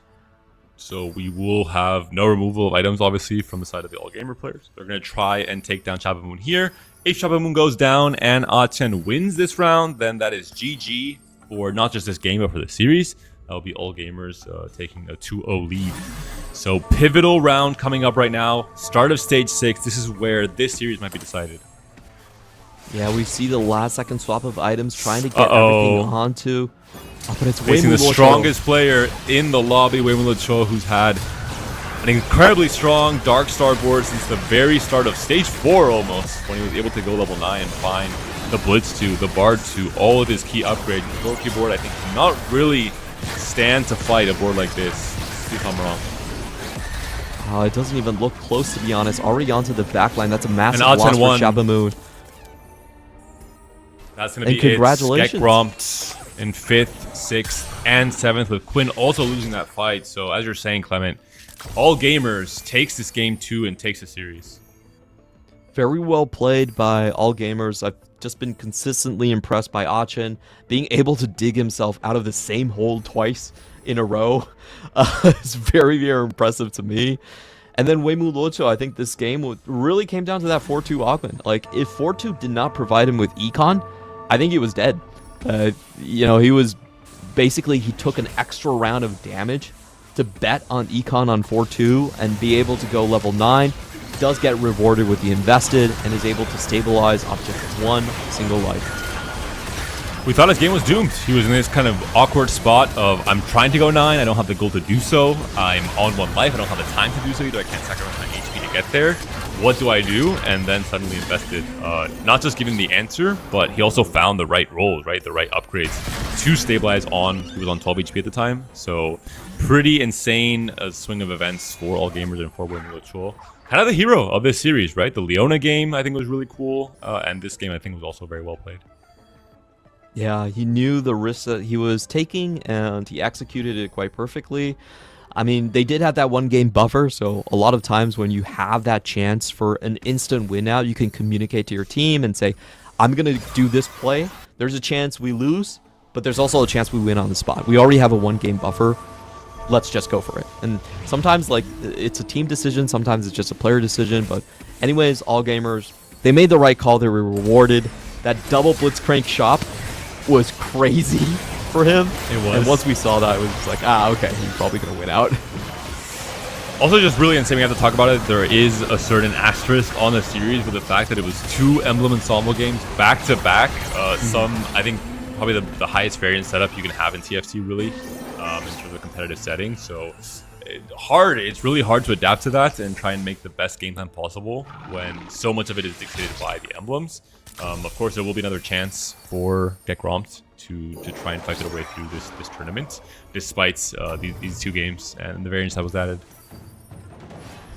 Yeah, we do still have a losers bracket there, and if they can still... Gen 3? The content Let's go. play? Let's go! Achan better not be holding. That would be boring. Oh, he's Come on, one more. Go on, go on, go on. Roll faster, roll faster! Let's see that APM. No! The style points were not secured. A little bit less impactful than the actual points of winning the series 2-0, though, for all gamers, I have to imagine. But good, some APM testing, right? Some practice for Wei-Mu-Luo here as well. Achan takes the win in the end. But huge congrats to all gamers on their success in this first series. A hard challenge to get into, right? The start of this tournament, having the elements almost come up, but they surpassed it. They took some risks. It paid off. They were creative with some of their spots as well in the game one in particular with the Shield Maiden. So all in all, a well-deserved victory here for all gamers in this first series. Clement, any more thoughts on the series as a whole? I just feel like from all gamers' perspective, it's a huge sigh of relief. They were considered the heavy favorites when it came to the CN qualifier itself, but then they lost to the upstart Vision Esports, and they also lost to Aurora with Juan Mia's team. So I think able to stabilize yourself and say, hey, we're strong enough, we're good enough, we're coming up to a good start, especially for Wei-Mu-Luo. He has been so close to greatness, especially when it came to set 15, was the best player in group stages by a long shot, and eventually lost without you in the finals. So this is a great chance for him to etch his name in the history books. And there are our winners, of course, this roster of 4 with Achan, Tuchuan, Ziyue, and Wei-Mu-Luo. As you mentioned, Clement, individually, they just bring in so much experience, so many accolades in TFT. It's hard to bet against them or to count them out coming into this first series of the day. Yep, and for those of you that aren't familiar with All Gamers, they are part of All Legends as well. So that point system for them is massive for EWC. If they can make it there, they were 6th place in the club championship points last year. So adding an additional title, being able to contend, could mean millions of dollars of difference for them. That's right. And we'll see now the bracket, of course, and how it's going to look for the rest of today. Our next matchup will be Isurus versus Virtus.pro, so an America's team versus APAC. I think a really cool clash there as well, especially Isurus. I think the formation of that team is just really cool with Michael and then a lot of the best performing America's players recently coming in as well. So that will be our upcoming match in Group B for the Stage 1 today. Really the strongest American team if you look down the line of the names attached to this roster here. Michael, Cambuli coming into this one. So I have very high hopes for that team. And of course, they're going up against a juggernaut, Virtus.pro. We're the runner-ups at EWC 2025. Only lost to Weibo Gaming in the finals right there. They're trying to run it back again here with that big polar bear as their emblem. So we'll see which one actually moves ahead. But this one is, it was a Goliath versus David situation in our first best of 3. This one is actually a heavyweight clash between both squads. And I think VP, especially as you mentioned in last year's EWC, they were one of the surprises in terms of a team that is maybe good individually, but they really rose to this next level in the 4v4 setting, and I think surprised a lot of people to end up in the runner-up position. But a lot of eyes are on them as a team in terms of can they make it back to the main event. That's the real goal for VP as an org and as a team, and this is going to be their first chance to prove they're ready. Yeah, a lot of interesting storylines on that squad as well. We had Lee Chuyen make it to TPC while Maris actually fell out. So the dynamics are constantly changing. Milo took a huge leap in his individual performance, so can't wait to see that series. Yeah, we'll go to a quick break. We'll be back with series number 2 of the day. Isurus Gaming from the Americas versus Virtus.pro from APAC. So don't go anywhere. Stay tuned for more TFT action.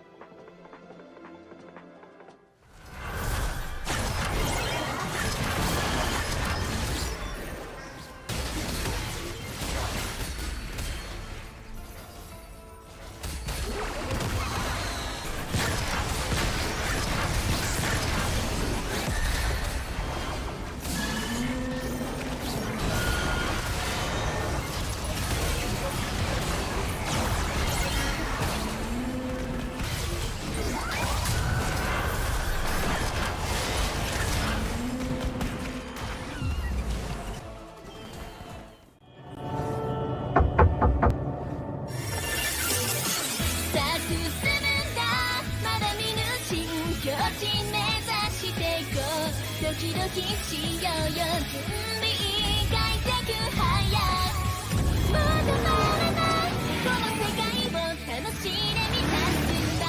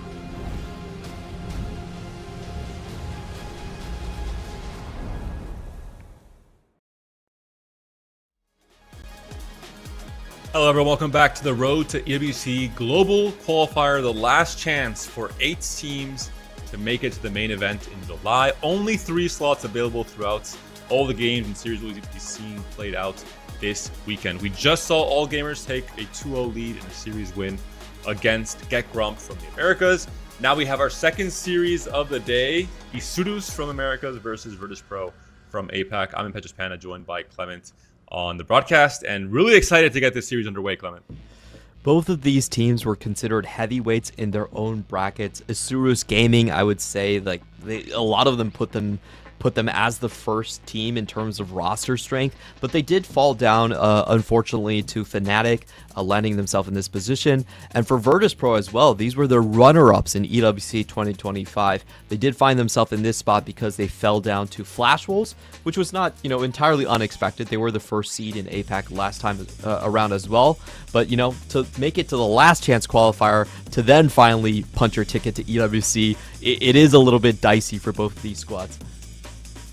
Yeah, in a position now where, again, a lot of their future in 4v4 can be decided in just this one weekend, and they're now, as you mentioned, in that last chance position, which is not maybe where you want to be if you consider yourself one of the favorites. But we are looking at the bracket here. We mentioned the All Gamers score. We also have to update our viewers. T1 was playing off stream in that Group A, and they managed to win 2-0 pretty convincingly, it seems like, against Team Heretic. So they will be advancing to the upper match against All Gamers. And Team Heretics will be in a very similar position to Get Grumped. I have to say, T1, they have never finished worse than 4th place at EWC. They are just inevitable. Bintum, he might have been relegated from the TPC circuit, but he is still one of the best masterminds in the 4v4 format. I cannot say I'm surprised that they took the match. And Team Heretic, the Spanish org, but it is going to be a French team that is representing them for the EWC. They still had a very good run in the close qualifiers to make it here, so I think there is still some hope for them, as it is with Get Grumped as well. Still find a way to make it work for them in this weekend. Yeah, now we are shifting over to the matchup on hand. Isurus Gaming. If you look at their roster, we're talking about individual strength, just incredible ceilings for them. They have Cambuli, Chunnington, JD Zielinski, and also Michael. All 4 of these players have been in the TPC circuit. 3 of them are still currently active. And, Chunnington has made huge leaps recently, I think, in the TPC. A lot of the people in America see him as kind of the rising next new star coming into the top 10 of their circuit right here. So I think the hopes riding on this squad are absolutely massive for Americas. Yeah, I think just the recency is what defines a lot of this Isurus team. I think Michael in particular, he was an OG, I'm the best player in Latam kind of story, then kind of fell off a little bit.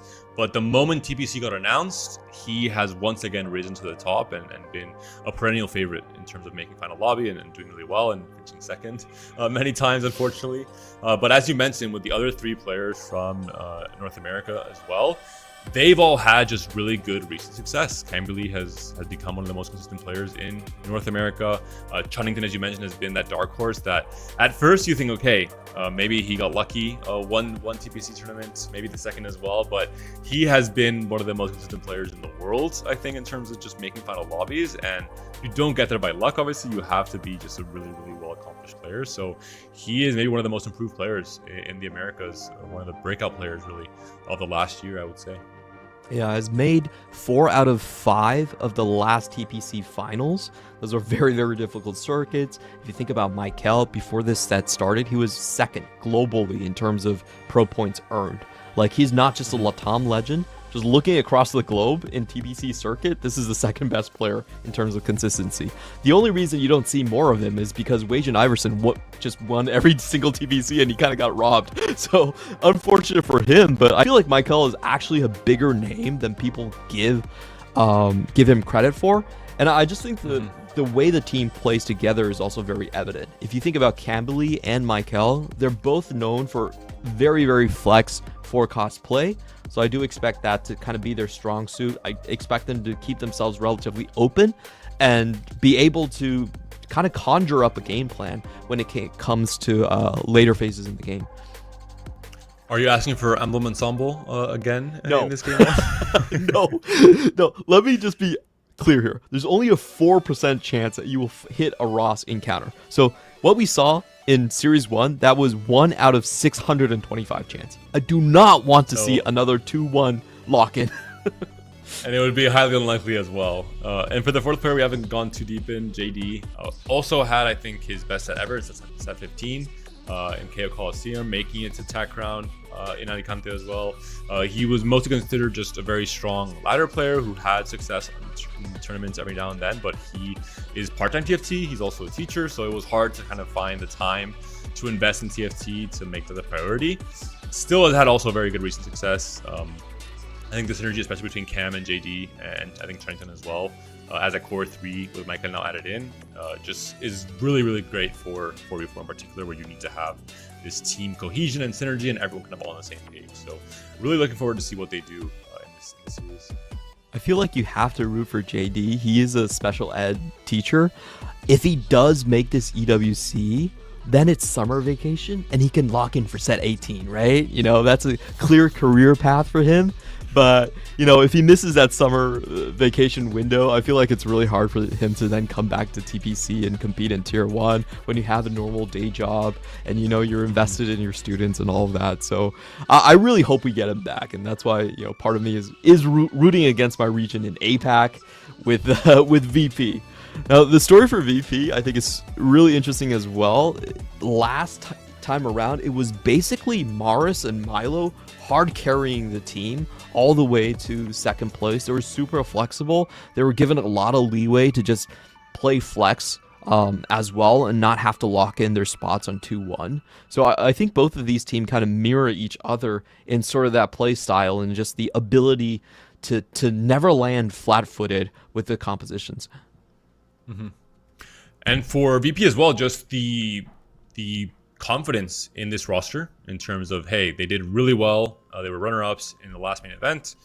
We have to believe in this roster, despite maybe individually some of these players being slightly eclipsed in terms of, you know, YBY1 and other very strong players in APAC just doing better in TPC, the TPC era especially. So this is a real big test, right, for this roster as a team to say, hey, we are still one of the best 4v4 teams in the world. Yes, we're not in an ideal position. We've moved into a last chance qualifier where we would have liked to just directly qualify to the main event. But we are going to rise up and try and just prove that we still have what it takes to be one of the best teams in the world. And I do think there is a shifting of kind of, I don't want to use the word momentum, but the shifting of in terms of like priorities of these players right here. Milo has taken a massive step in terms of the TPC. You know, he's made the last 2 finals, looked very convincing in the regional finals as well as kind of a 3rd place into it. So I feel like he's going to be in that commanding position, even over Maris as one of the standout players for this team. Coming into this game, we do have Varus and Thresh, and I do want to point out that the Tiger is a really nice touch from VP because it mirrors the aesthetics of their team logo quite well. It's a polar bear on an orange background, so they just combined it into a Vietnamese tiger, and I love that. The same viciousness in their gameplay, hopefully, that we'll be seeing in this game number 1. Varus obviously leans a little bit more heavily towards giving you god offerings for reroll, potentially with duplicators. And of course, Thresh, just a lot of randomness, I think, makes for some very interesting strategic decisions coming into stage 2 and stage 3 in particular. But very strong start for Chunnington. Talon 2 already. Yeah, one of the best sort of AD starts. He also has the Gwen to kind of open up the rogue here. So I think Chunnington, you know, in a good start here to see where they go. You know, talking about these players a little bit more, I think Michael is known as kind of like the 4-cost AP flex master. So I really want to see him play towards that Vanguard and ASOL line that he's so known for. Mm-hmm. So a 3 timebreaker there being held on the bench as well. So players are already starting to see what kind of econ options that we'll have for stage 2, Primordium potentially as well. Missing a Briar for Cam there. And just checking arbiters, checking to see what possibilities they have in their game plan for maybe like Banner reroll or even just traditional Leona print.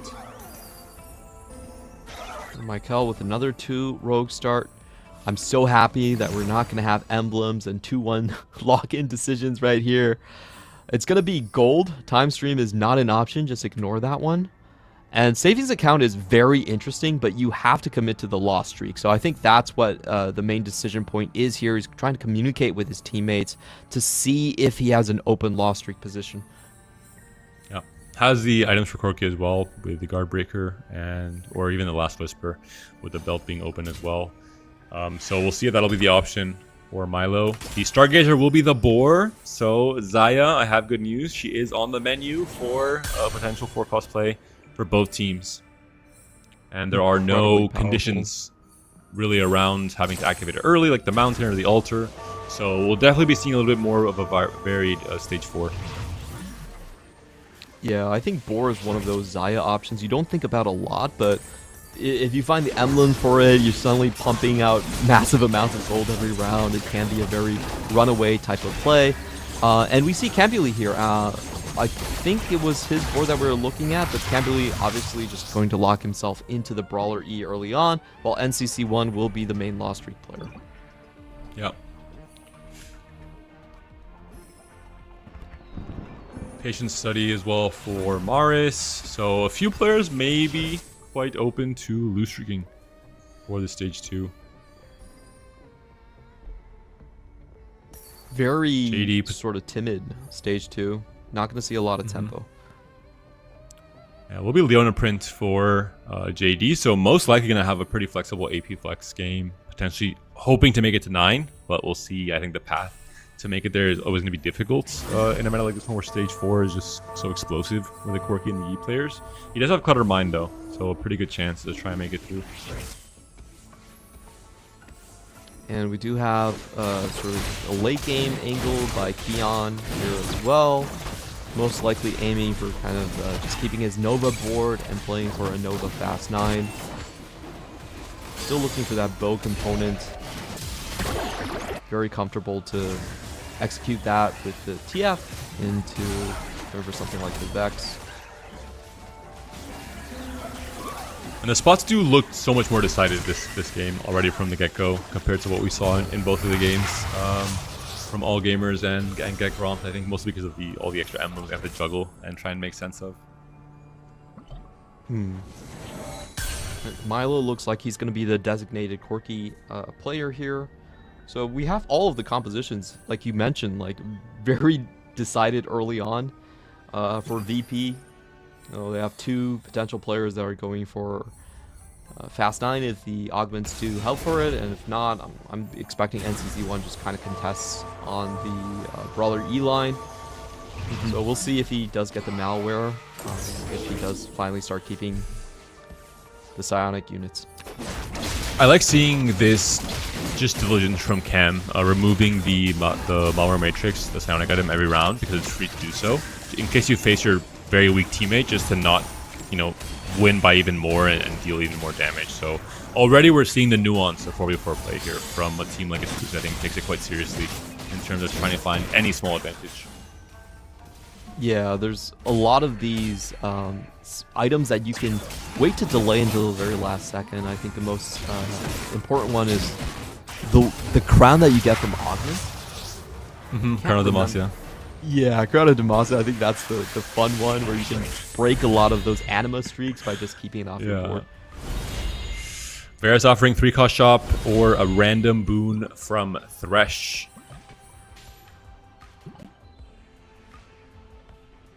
I don't think we've seen any 3-cost rerollers at this point. We did mention that Urgot MF and Diana or Aurora are kind of the 2 lines that are open to 3-cost rerolls, but haven't seen any of it today.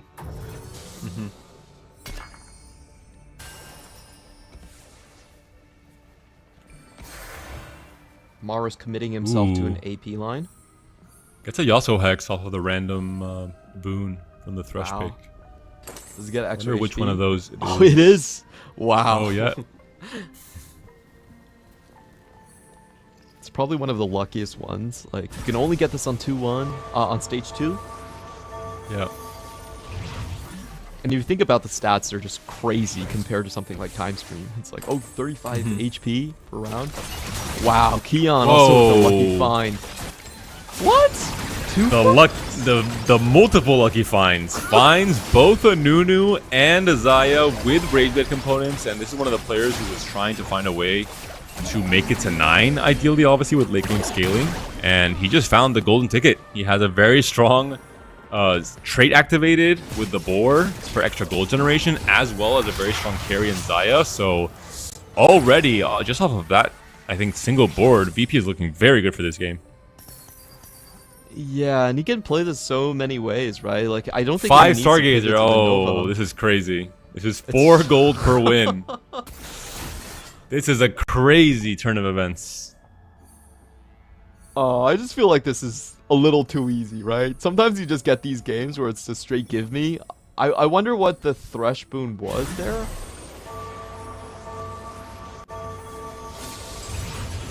I mean, it certainly wasn't give you 2 forecasts, that's for sure. Maybe 1. The Evelyn boon, maybe? Yeah. It's crazy.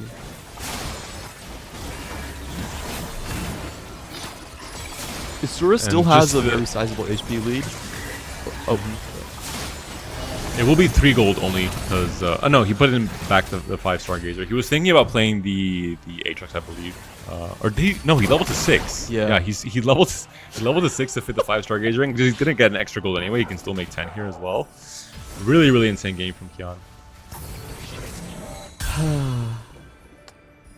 Well, that seems almost too easy of a game for Kian, and I have to say, I think Isurus is in a bit of trouble at this point. Even though they did have strong win streaks going into this one, going up against like a lot of fast 9s is not going to be easy to dislodge them, and because the tempos are so slow this game, I feel like most of the fast 9 players are actually going to make it.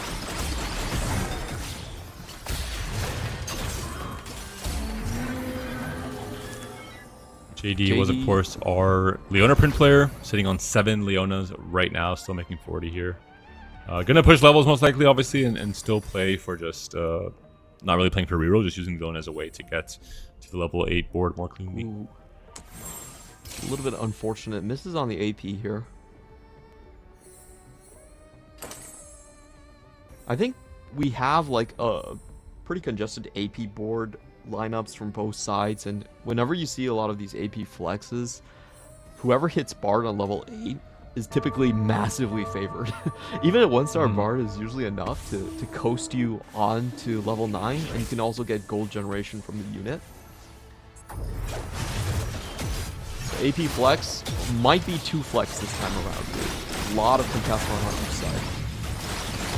Yeah, these 2 players in particular will be the players that will most likely be angling the highest cap AP boards possible, just off of their current positions. With Mars getting, actually both players getting some help from their 2-1 econ augments as well, as they're pushing levels. For now, it looks like it's going to be a slight win in favor of JD. So pretty important, if you know someone is going to cap really high, like Kian, you want to start preserving HP as early as stage 2 and 3 for Isurus. Big upgrades here. Extra tank item found, Baron's Lair, very, very strong when you have that Leona set up already, and you have the Leona 3 coming online. So I think JD, his fast 9 is probably online. I'm really curious to see what Maris was going to get. I feel like the AP mirror matchup is going to be probably the most important one. Oh, Maris went for the risky option. Has a Shepherd +1 as well, so I mean, 2 kind of okay emblems for AP with the Shepherd, and the Space Group potentially can fit, although not in the most impactful way, I would say. Do you ever consider vertical Space Group here? I think you have to at this point, but it's typically not considered like a win-out situation, right? I think it's probably better in 4v4 because everyone's cap is so low. But it just means that BP have to find a win out on someone else. And I think that's fine because you have Kian with Boar generating like 4 gold a turn, so it's probably okay. Okay to have a scrapper like this. That's right. I wonder if we're going to see Kian and JD face at some point in this stage as well, because those are the 2 players that I think are, definitely looking the strongest. Kian with the Stargazer, the early Zaya, and Nunu, especially in the Boar. And JD now has just hit the Leona 3, with a crazy backline with the upgrade onto the Zoe as well as the Baron Slayer, just adding some extra power to this board. At the moment, this Leona scales for a long time in these fights, in Stage 3 in particular. So JD, I think, should be one of the win-shaking players in Stage 3. Yeah, Keon, JD, I think they're very well set up. I'm curious what NCC1 found on his items. Usually when you see a big loss streak like this one with calculated losses, you want to see if they hit the Primordians, hit the Anima early, and if they have the items for Corki. I mean, typically Corki is... Oh, he already found the Corki. Never mind. And has hold the line as well. Really strong combat augment for Corki. Okay, so he's set up very nicely, I think, to turn the corner here. We've seen this a lot in 4v4 play. You want to sit for the full-time loss streak and just go directly for Corki. There's no contest on the other side, so NCC1 should be expected to turn the corner. Second God offering, God of Love, Mr. Varus is going to give us ephemeral rolls, not the highest impact in terms of the tempo in 4v4 in particular, and then of course Thresh with a random boon. I'm sure Kian will pick random boon again. I think it worked out well for him in Stage 2. Yeah, it does lock you into Thresh, of course, which is a much slower combat bonus augment compared to Varus, but I feel like you can take that and be fine with that. Talking about like the spots from NCC1 with you mentioned like the frontline augment as well. He does have a chance to actually pivot into Darkstar later on if he has kept himself open for Varus, which yeah, he did. Oh no, he actually locked himself out of the Varus option. Varus with frontline is still incredibly powerful in this current patch, but since he found the Corki, he's like, oh, I'm okay. I'm just gonna commit to this one. And we're seeing boards and game plans start to come together. Chunnington finding Isaiah as well to try and stabilize a little bit on his HP. Similar case for NCC1 holding now the hold line Corki. Has I believe it's a Storm Hex here as well on the Corki from the random Rush Boom. Yeah, decent find there. Just hitting a 2-second stun onto the front line. Is still expected to lose versus JD. He wants his max econ. And Chunnington, interesting enough, it looks like he's actually going to go for the Xayah line here as well, even though there is another Xayah in the pool. I think you have to, right? I mean, the board is open. You have to have give yourself a chance to stabilize on level 8 and then start snowballing your econ league to make it to 9 and be maybe not a win-out player necessarily, but definitely a player that can play for 3rd or 4th if your roll down goes well. And it's great items, right? It's Xayah already found here, as well as perfect items for new things in Pandora. So the game plan makes a lot of sense, especially if he can hit most of his board on 4-1. Could be one of the strong players for Isurus. Yeah, he is facing up, I think, in his mind, he's probably matching NCC1. So if he is able to, you know, on 4-1, present a very, very strong board and maybe take NCC1 out, that is good enough. But I don't know. I can't help but feel that, you know, it really depends on who you're lining this player up, depending on the other team. Because if you're lining up against Keon, then you have to say, well, this is kind of a losing position for Chunnington. But if it's like a tempo play against NCC1, then maybe it's acceptable. And also, I think right now, the augment comparison puts NCC1 in a better spot, right? Hold the line with Calcloss compared to Pandora's and Invested. The goal is going to be similar for both players in terms of playing their board, but Chunnington is already loose streaking anyway. He should get ambush, he should get good items, but now he's sacrificing one of his augments to do so.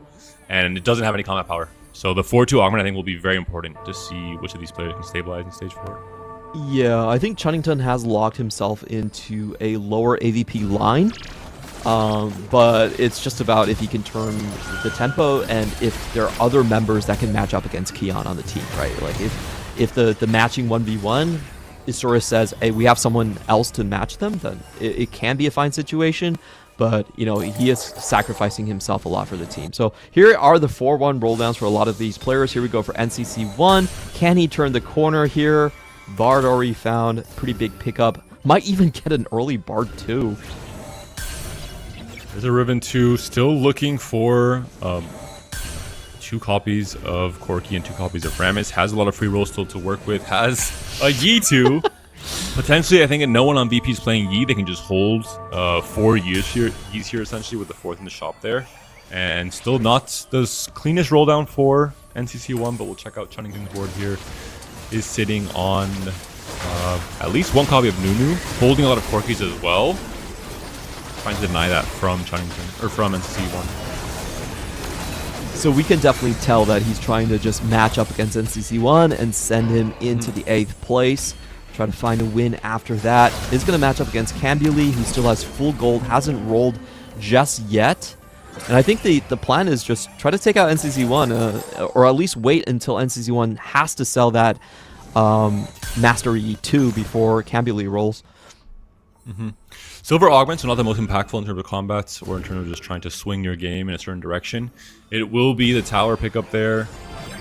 Last cannon, I think, makes sense for Chunnington, just trying to get some extra value onto the Xayah. Still Xayah 1, has Corki 2 offered. Do you hold? Yes, you do. Yes, 4 hold Corkis all the now being Corkis. held by Chunnington. One player has hold a line as an augment. The other player is just holding the line in general when it comes to holding these copies.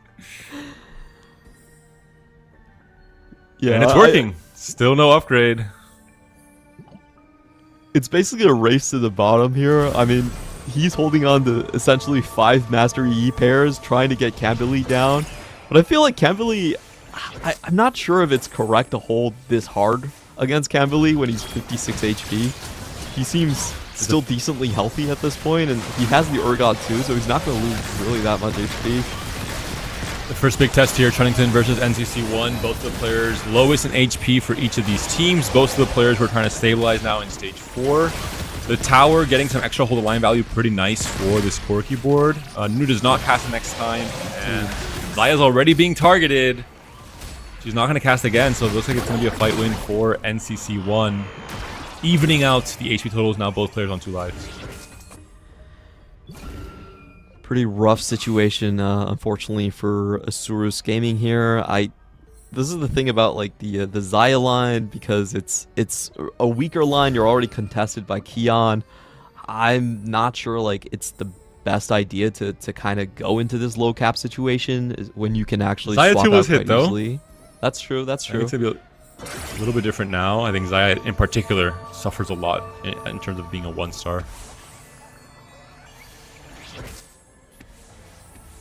Oh, Maris.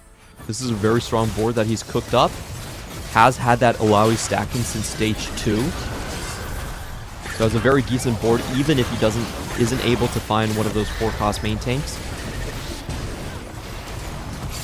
See how many casts we get off of this Nunu. The TK will be casting again pretty big in terms of the EHP, in terms of buying time for Xayah. The Nunu cast, does it come out with the second ball? He does, and that should be fight winning. It looks like Xayah now onto the backline there for Maris. So challenge number 1 complete here from Chunnington.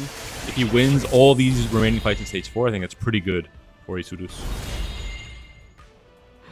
This is huge actually for the Varus, because there's a chance that NCC1 just gets the Corki here. or the Yi. Another E? Because he's holding so many on the bench. That's true. Now you get punished for being a griefer. It's a funny dynamic to go into that direction.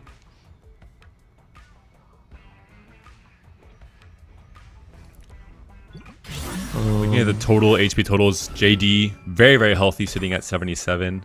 Just What is really it gonna be? stretching that lead. Oh, he went the other way. Okay. Yeah, he went Thresh in the end. He does have too many 4-costs. I think that. Are you surprised he makes the Fizz upgrade? I'm always hesitant.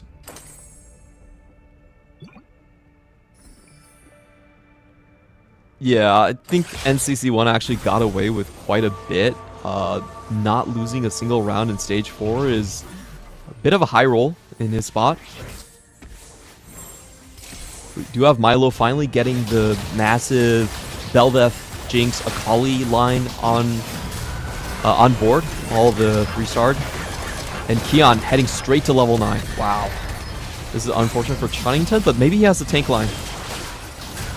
Kion hasn't fully pivoted the board yet. We're seeing the bench. He's holding a lot of the just traditional fast 9 because you want to play as many 5-costs as possible with late game scaling. So for now, I think an easy matchup for Chunnington. Look at JD's bench. Holy. I do want to check in with Michael. Oh, that's why he was losing so much HP. 30 HP now, hits level 9. Should be a big roll down for Michael. He had a strong start, but started bleeding a lot of HP. Now he's trying to go for the AP Fast 9. The big transition turn, so we're going to see two of the Fast 9 players playing with late game scaling, Michael and Kian as well. The Vex is online, but I mean, we still have a Leon on the board. There's still a lot that has to be done to improve this board. And we're facing Cam here, who's only found that one copy of V, his item carrying the Fiora for now. I'm actually a little bit surprised Cam full slammed here. So did slam all the items onto the Kindred to make sure that he would find the win. In my opinion, he probably has a lower cap board in the stronger current position. It's a pretty close fight. Oh. It's a very close fight. It looks Wow. like it's going to be a win for Michael in the end. So perfectly calculated by Cam, knowing that he had to take as little HP as possible. That's actually insane. I would want my Fast 9 player to be able to turn the corner, so I wouldn't have slammed that early, but his calculations was definitely correct there. Really cool board here from one of our VP players. They are playing Jinx reroll, this time with just the Primordian angle without Jax, but with Rek'Sai as the main tank with Bel'Veth here as well. It's working, right? This is where you want to be as a 2-cost reroll player. 51 HP coming to stage 5. It means you've done your job. You've stabilized in stage 3 and 4. You preserved a lot of HP for your team as well. And you tax a lot of players on the opposing team as well. I know you were the progenitor of this composition, at least on Twitter, at least on my feed. So I want to ask you a question, like, where do you see Milo going with this current comp? When you have the 3 stars online, where does this usually place? He's going down. I think the comp expires at a certain point in the game. Boards just become too tanky, and there's just too much to chew through for just the Jinx, really, and the Bel'Veth is a duo carry. No Call of 3 as well. It's a different version to what I was playing, which was more with the Jax. It's more the Primordian version. I don't think he's going to cap very high. I think it's hard to really get his board any stronger, especially with the Fast 9 players coming online, the 4-cost really stabilizing their board as well. But I think Milo has done his job already. Yeah, Varus tempo, being able to keep himself relatively healthy till now. And it still looks like he's going to find wins here, even on stage 5. Taking down Chunnington to just 1 life. Huge win. I'd be surprised if it's more than a top 4, but with his HP already, he has a huge lead on the rest of the players. And it's evened out so much right in the middle of that pack there. HP totals are so close. Chunnington on his last life now. Huge round for him. Giant Slayer. Ooh, and a Jin 2 off of 1 roll. Big spike here with both the item and the upgrade. Yeah, the problem with this board is his frontline at this stage just isn't enough to hold on. He needs a long time to scale up both of the Kraken Slayers in the backline and for the snipers to be able to keep their distance. But not hitting on the Nunu is very problematic. Michael does take items off for Chunnington though. That's at least 1 more life being bought here. We'll see if Maris also survives this round or if it's going to be an 8th place for VP in that first slot that will be decided after this round concludes. Yeah, we'll see if the 5 Shepherd board does manage to stay alive. Maris on 1 HP. Wow. And now it's really getting close. I mean, look at the middle of the pack there now. You know, 20 to 15 HP for all of these players. 2 players all on 1 life, for 1 for each team now as well. So these next few rounds will be so important. The communication in terms of where you're removing your items, how you're placing, or how you're positioning your units as well for these fights, it's going to be crucial. Ooh, there's a Corki 2 for upgrades. NCC1. Let's go. Finally. And for Cambuli, he only found his mastery this round. That was how hard NCC1 was denying him. I'm actually surprised NCC1 held those masteries for so long and somehow lucked out on stage 4. Didn't lose a single round on stage 4 either. Chunnington up against Maris. Both players on a singular life. 7 Shepherd online for Maris with the Karma. Shepherd plus 1. Tom Kench will cast another time. The Xayah is still scaling the Krakens. Will it be enough? Nunu is moving to the right now. Xayah's onto the backline though. And the Blitz is re-healing, but he's going to be all by himself. It won't be enough. Maris gets taken down. Chunnington survives, does his job, outplaces at least one more player. But JD also now down to 5 HP. Mike is down to 4. All of Isurus is here. Near the bottom of the standings. Yeah, depending how the fight goes, it could still end up with a blowout on the side of Isurus here. We're going to have to look at who each one of them are fighting at this point. Of course, this is just going to be a round where they get some items. JD Zielinski facing 2 of his teammates here. There might need to be a call between JD and Michael who goes on, and I feel like it should be Michael with the fast 9. JD carrying the Sona isn't expected to be that strong. I mean, with the Blitz 2 upgrade, potentially. I have to look at the augments as well. I think Michael has just more econ to make it to 9 in the first place, where JD has the Baron Slayer, has second win. He's going to be facing Milo for now. Milo did lose some of the HP. We'll see how this board, the real board, will fare against Fast 9 board. But yeah, it looks like I think Milo is slowly starting to bleed out. A lot of gold generated on the other side. Michael also looks like he's going to keep himself alive against Cambuli. But can Cambuli stay alive? He does. Wow! Perfect HP calculation. It's still difficult for Isurus, but at least they're doing things right in terms of trying to get the best chance they can possibly have with matchmaking going in their favor of clawing back into this game. Chunnington did go down, unfortunately, in 7th place. Yeah, we didn't see a lot of hopes. The Nunu was hotly contested, so he does go down in 7th right here. There still is a chance. ISG, if you look at the bottom, there's 12 HP between 3 players. If 2 of them are knocked out, then it's lights out. So they have to consider their fights, who they run into. They actually want to run into Milo at this point. This is probably the best situation for Cambuli. On 1 HP, goes up against the weakest opponent, and there is a chance that Master E just does find the wrap here. Might not even need it, as he is able to collapse the front line. Now Master E is getting targeted, does have his Edge of Night prop, and Master E goes down. Unfortunately, very bad position for that Edge of Night. Doesn't find the backline, and 2 members fall down. That's going to be it. GG. Cam and JD both going down in the bot 4. That's 3 players from Isurus in the bot 4, so that's game 1 going to VP. And that last fight between Milo and Cam, this is one of the upsides of this Jinx board against Yi in particular. The Yi wraps in to where the Jinx will aggro that Yi very quickly on, and then the Yi just melts. And really, it's a usually 1 carry comp Master Yi, so it just becomes a very good matchup generally for the Challenger board. Yeah, it's quite unfortunate. I feel like Jinx and Kindred really counter the way Master Yi works. They both have early AoE to proc the Edge of Night, and then they can focus fire on their abilities with the subsequent cast. So just unfortunate positioning. I think the matchup was good, but the positioning wasn't there for Master Yi to carry Cambuli out. And this game has already been mathematically won by the side of VP. Yeah. All in all, I think comparing the players from each team, Kian just had the better fast 9 spot compared to Michael in terms of late game scaling. NCC1 had the better 10 loss into a 4-cost spot compared to Chunnington as well. So just as early as stage 2, you could see that the projection for both of these teams favored VP in a lot of ways. Yeah, I have to say I wasn't terribly happy with the Chunnington spot. I think it's, NCC just got away with murder, being able to win every fight on stage 4 with Corki 1. But I mean, hold the line, the tower, it's a pretty strong combination of augments for Corki. I just feel like going for the Xayah line when, Kian is already on Xayah 2 very early on and going fast 9.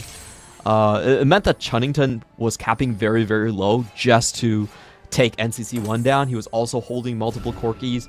And once NCC1 stabilized, I feel like Isurus essentially lost there.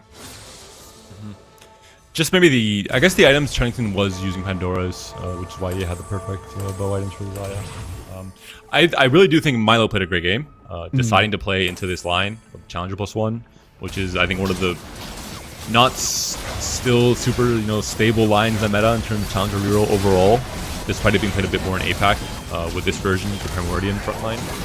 Really cool to see. I think this is where they found a lot of edge in terms of having a lot of extra HP coming to stage 5. Yeah, Milo being able to, play a strong stage 4. Very surprising for VP. They basically had 3 players streaking through stage 4 with the Corki line, with the Belveth line, and that just means Isurus weren't able to turn the corner. Cambuli his masteries were heavily denied. Michael, when he hit level 9, was already on just like 1 HP. Even though there were some great Isurus fight manipulation, like keeping players alive on 1 HP, it really wasn't the same match to VP's tempo play. Can you imagine that Kian won that game when he was printing 4 gold or 5 gold per win in stage 2 with an early Nunu and Xayah? Just a really insane setup, especially with late game scaling, and then Tiniest Titan really allowed him to play for the highest cap possible. So Kian definitely had just an ideal setup to take over and snowball and be the commander in this game number 1. Still a lot more action to unfold, of course. The series can go all the way to 3 games if Isurus is able to come back in this game too and try and clutch up a win. We saw a lot of great stuff coming in from this team. The flexibility, the removers coming in and keeping everyone on 1 HP, but it just wasn't enough to overcome Kian and his monstrous spot. So we'll see how they do in game 2 after a short break.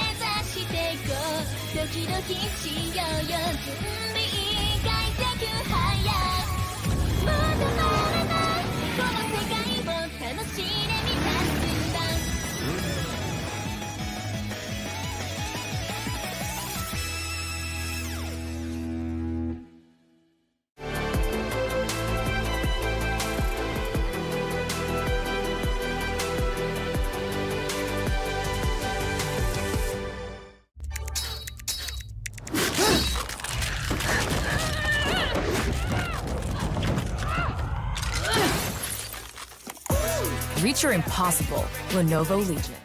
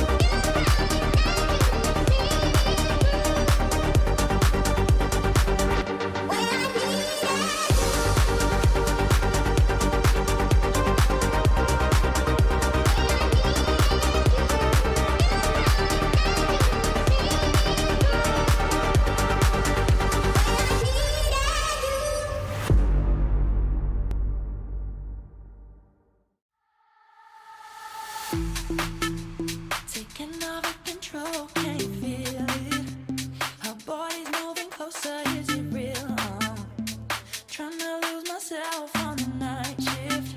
Outside, yeah. Baby, can you feel me? Come and try it. I'm ready to move for the night, yeah. Tryna lose myself on the night shift. Outside, yeah. Taking over control, can you feel it? Our bodies moving closer, is it real? Tryna lose myself on the night shift. Outside, yeah. Alright. Baby, can you feel me? Come and try it. I'm ready to move for the night, yeah. Tryna lose myself on the night shift. Outside, yeah.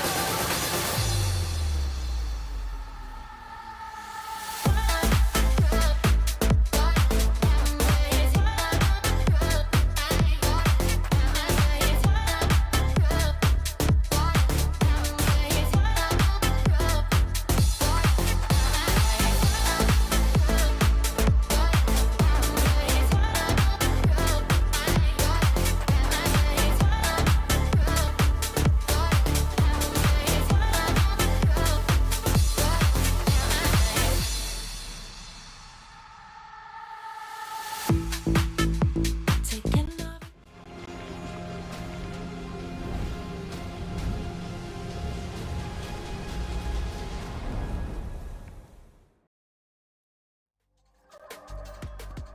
Welcome back, everyone, to the road to EWC Global Qualifiers. We're back with the second series of the day. Isurus Gaming is 1-0 down against their opponents. They have to come back, Clement. They have to win this game 2 to try and force that game 3 in the series. And if you're looking back at game 1, I think you tell yourself Keon just got incredibly lucky finding 2 forecasts, exactly what he needed for his comp. So you want to move beyond that. I think for Isurus, their game plan is we saw a lot of like punching down. I feel like this is a team that plays a lot like T1, where they identify the weakest member and they relentlessly try to deny you what you need on your board, try to take you out on 8th place. Unfortunately, they weren't able to do that in the previous game because NCC1 somehow survived on Corky 1, but I think we're getting a better picture of how they play.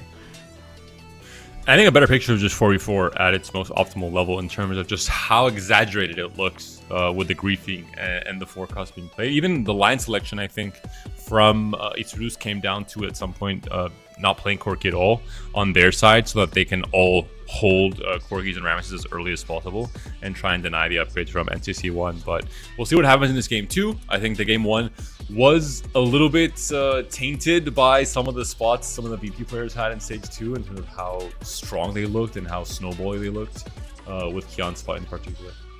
And I do want to see if Isurus can actually pull out some of the reroll compositions. If you look across their personnel, this is a team that loves to play fast 8, loves to play macro. So whether they have a player that is like Milo who can play for straight tempo and play some unorthodox reroll, I think might be a very important secret weapon in this series.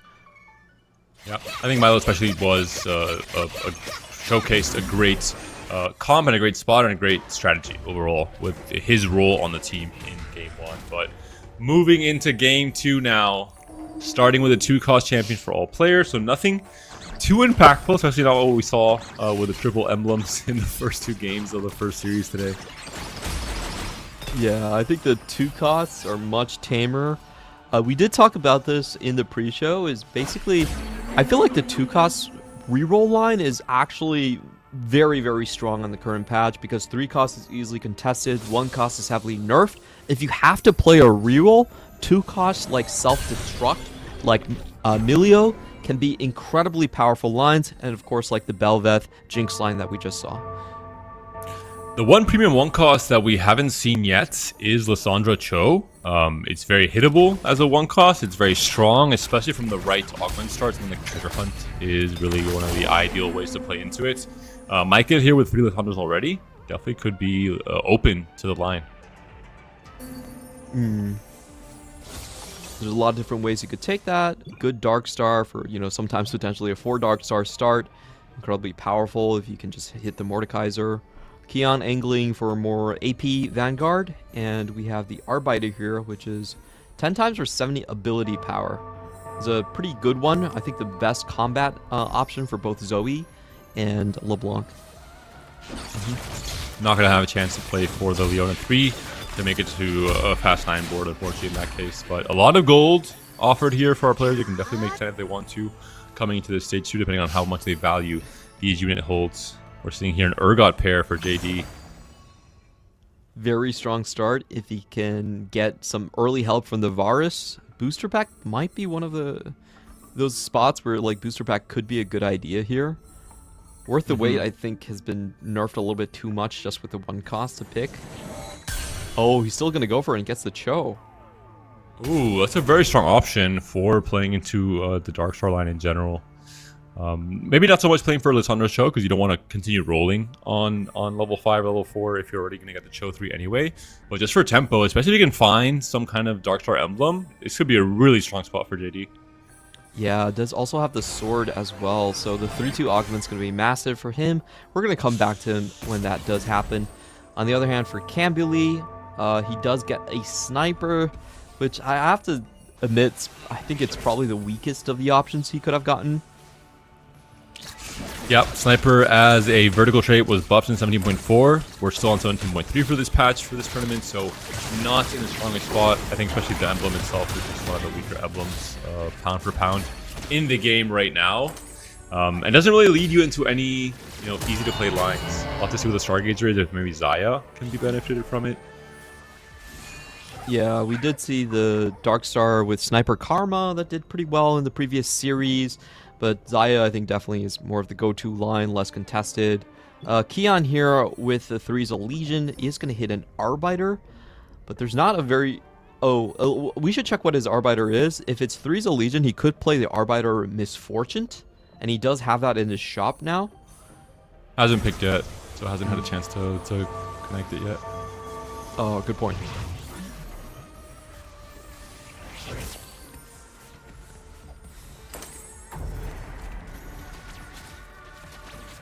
The Fishbones pickup here for Mars off the Portable Fort. So just a pretty generic artifact. A lot of stats coming through. So it can be used on a ton of different carries, really.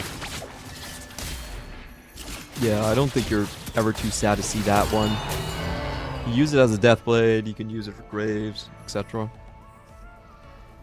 So still very open, just playing full tempo. I don't think we've seen a full loss streak position just yet.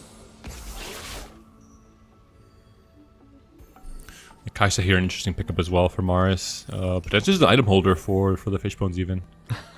NCC1 is going to go into the Calc Loss territory. So same exact game plan we saw from this player from BP last game in the game 1. Played Calc Loss into Hold the Line, into Corki, and did a really good job of playing his position and his role in the team. Chunnington, he does have NCC1 in his pool, but I feel like with 3 Timebreaker, you can't really sell this. It's going to have to come from someone else on Isurus to see if they want to break the Calc Loss, or if they're just going to send someone to contest on the Corki. Looks like Chunnington will be that player, most likely, right? Similar kind of loss streak angle, not with the Calc Loss necessarily, but with a Timebreaker instead. And here we have the first. If the Vars can give a 3 cost, see if that Urgot pair is going to get leveled. Nope.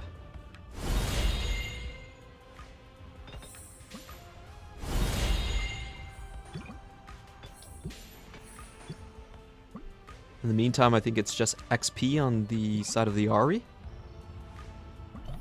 Expect a lot more Ahris here. So for anyone trying to cap their board on level 9, having the Ahri boon is going to be that much more powerful in terms of combat strength. We'll see if Chunnington wants to, gonna get rid of the Kaisa, unfortunately. Great item holder, especially with the chance to build items for Corki, but you just want to make sure you can make life as difficult as possible for NCC1, having him fully open fort all of stage 2. Yeah, and if we're looking across the HP bars here, VP with still 2 full win streakers. I expect Mars to start taking losses here. His board wasn't really that strong. The Stargazer will be the fountain for this game, so Xayah not really an option, unfortunately, for most of our players. The 4 cost space will be a little bit more congested around Corki and you when it comes to the AD options. Oh, and Darkstar already picked up here by, I believe this is Milo with Velvet 2 on the board. Claiming stake to one of the best 4-cost Fast 8 options here. And this is a spot that JD would love to be in, right? With the Cho'Gath worth the wait. Yeah. So we'll see if maybe he finds one of the Urfog when it comes 3-2.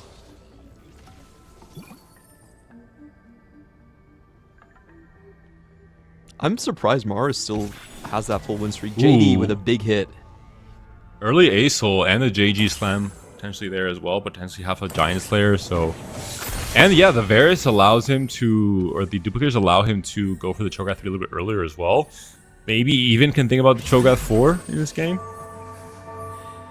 Yeah, already has 9 copies of this one, and there's a chance that Vars can give you an additional 5 lesser duplicators as well. So it could be a very early Cho 4, and we have seen Chos actually get out of control sometimes. You know, if you have enough HP, you have the Dark Star, 6 Dark Star vertical, it really helps with the orbs as well, and you can run this line that way, but it still does come down to whether like getting that Dark Star emblem. I think that's going to be critical to see if you can find that.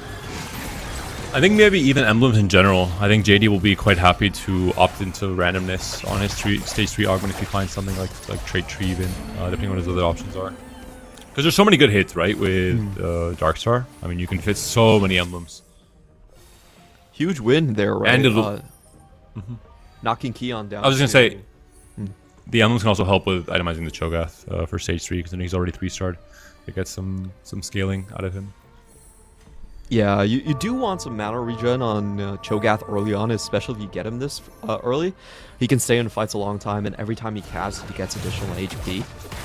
Definitely something to look forward to. Keon only just found his Mordekaiser, I believe, in this current shop, so wasn't able to keep his win streak alive. However, Maris did get a 100 streak. I'm still somewhat surprised about that. I don't think he had the strongest early board, but probably picked up a lot of good upgrades here. No, actually still on one. Deathblade, Fishbone Jinx is kind of a menace in the early game, I would say. For sure. No, gonna keep on the Jinx rather than swap over the Kaisa. A lot of players heading to level 6 right now. I don't think Mars can really match. Nothing to add to his board that would make him that much stronger.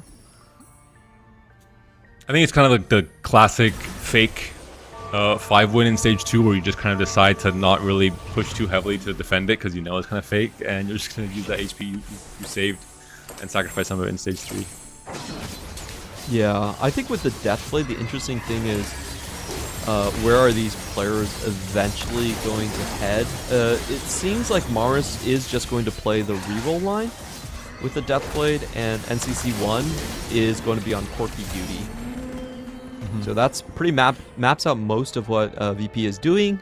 The only one I'm not sure about is Keon. Keon, you know, I think he could play reroll with this one, or he could just, you know, honestly just go fast 9 with the AP as well. Forward thinking. Feels real nice. The Earth option as well for Keon. We'll see if JD also gets offered the same. Yeah, forward thinking from this spot could be pretty interesting. 97 HP. I'm insta-clicking it.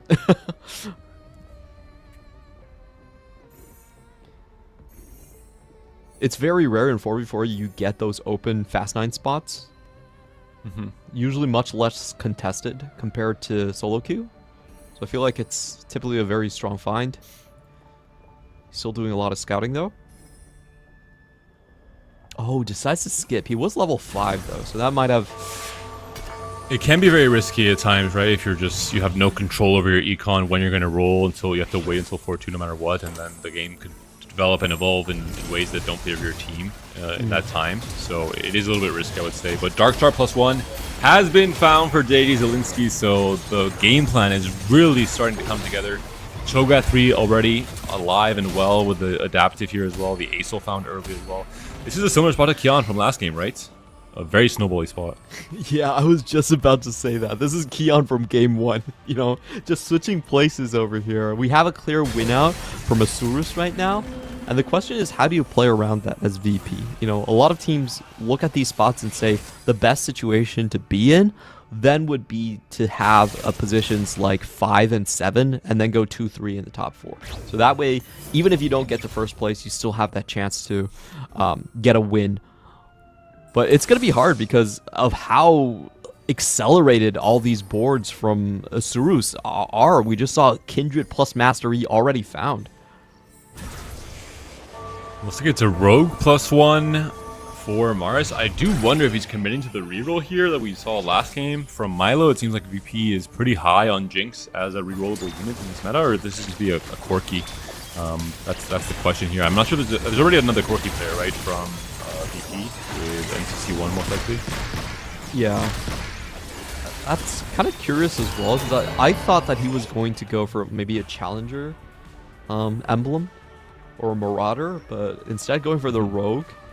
I don't think Rogue fits this reroll line as well.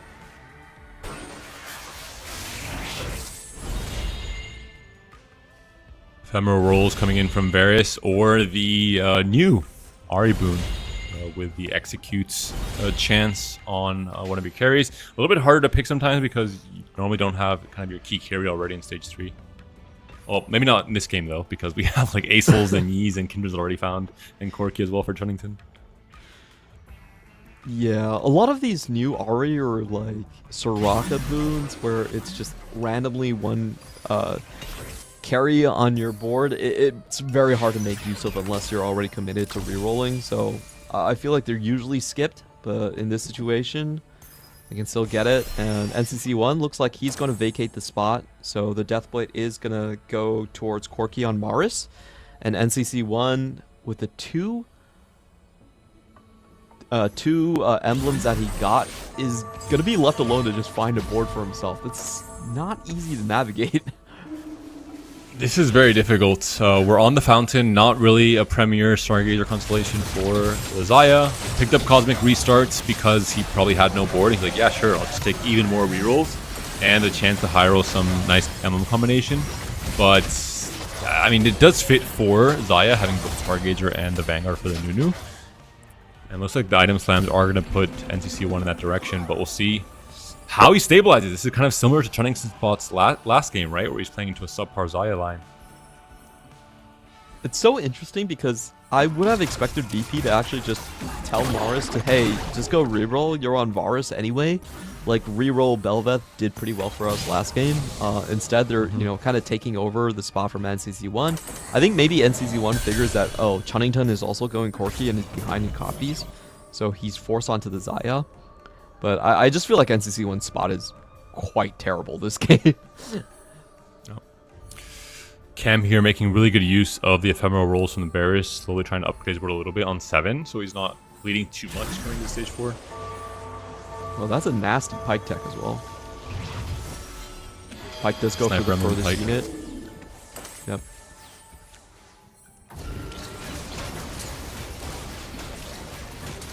We have the battle lines kind of being drawn right here. A lot of heavy rolldowns are incoming. 2 Dark Star lines, 2 Corki lines being drawn in the sand, and also 2 Zaya sniper lines being mirrored across the board here. There are Jinxes being held here from Cam. There's a possibility that Maris is actually committing to the Jinx reroll. I feel like that would make a little bit more sense, but since NCC1 already built the Kraken Slayer, I also just feel like NCC1's just committed, right? NCC1's going to have to roll quite heavily here. And Rammus too. Yeah, it's still going to be the Samira. The Zaya, excuse me. There's a Zaya 2 already before we even move into stage 4. Backline carry upgraded, frontline tank upgraded. So no matter how subpar the spot is, should be having a pretty easy time winning these first few fights in the stage. We have seen Fountain do well before, but it has been with Lulu reroll. I haven't really seen Fountain Zaya be that successful. Yeah, it works well with Lulu. I think it's definitely one of the better options for Lulu, but with Zaya, it's just not ideal in the stats. I think it's not unplayable. Huntress would be a little bit worse in my opinion, but it definitely doesn't really fit what Zaya wants from the constellation. Yeah, it does have the Stargazer emblem, so just waiting on that and trying to make sure that Chunnington goes down. Chunnington was the lost streak into Corki player. The roles have been reversed from game 1, where it was Chunnington holding on the Corkis, and now it's NCC1's turn to return the favor. Yeah, Micah's board on the other side. The Yi, not the item holder for now. It's going to be the Kindred 2 instead, with the utility items and the target lock optics. The first big test for NCC1. If he doesn't win this one, he could be in massive trouble, but the Rammus has held on for long enough, even without the Meeple online, and the Xayah is now onto the Kindred. So a pivotal win here for NCC1. And he actually has a 2-star Master Yi directly in his shop. That has to be kind of unfortunate for the other side of Michael. You know, they're rolling on the same time, but all the copies going into one direction. Very strong option here. Hold the line. I think has to be an insta-pick for Chunnington on the Corki. No, gonna go for Rascal instead, which does make sense for the Riven. Just if you have no items for her already. But there is no Riven on the board right now. Exactly. So we might be getting a little bit ahead of ourselves. And you have the solo plates Rammus makes it so you can't pick hold the line, unfortunately, despite how strong the augment is in this comp. Riven 1, unfortunate. You better start checking his rolls here. I feel like you should buy the Leona. Okay. Well, that's a decent Riven. Yep. GG. No anti-heal as well. 3-4 costs on one copy is quite painful for Chunnington. I think he's getting hard denied by VP across the board here. Ooh, JD also picks up hold the line. Really, really strong in Darkstar as well. Looks like JD just barely pivoted because the Darkstar orbs are still in the back, so just barely put it in. Didn't really picks up his board. Doesn't seem to have all his items slammed though. He's missing a lot of items, so probably sacrificing HP already for his teammates. Yep. In the meantime, NCC1 does build the Master E2 just to keep it on his board, and Maris does end up going for the Jinx reroll. I felt like that made a little bit more sense given how their compositions were going to work out. Does mean Keon probably... Oh, okay, so Keon just going for the straight AP. He does have a very good Arbiter for the LeBlanc here, with the 10 ticks giving extra AP. Doesn't look like a terribly strong board, though. Cam hit a lot of his board here as well. We'll check out his board after this fight. NCC1 here against Keon. No, I guess one item not being slammed here. With the Pandoras still rolling the items here for Keon. This should be a fairly easy win for NCC1. NCC1 is holding so much on his bench. I mean, just look at the amount of gold he's just holding in units. Yeah, he also won the flip here with the Thornmail, and that item is actually pretty disgusting in the current meta, where the best comps are Corki and Master Yi.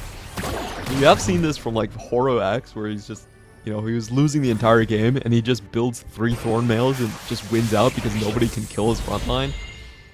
So very interesting here.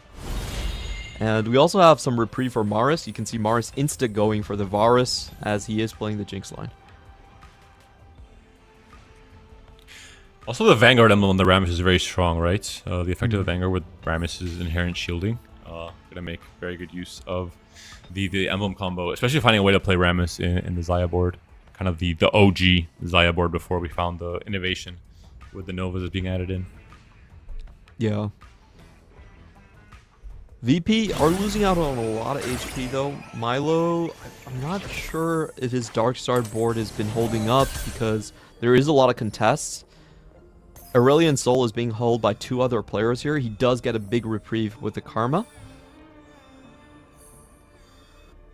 Should just be selling, yeah. I think you definitely carry the Karma here.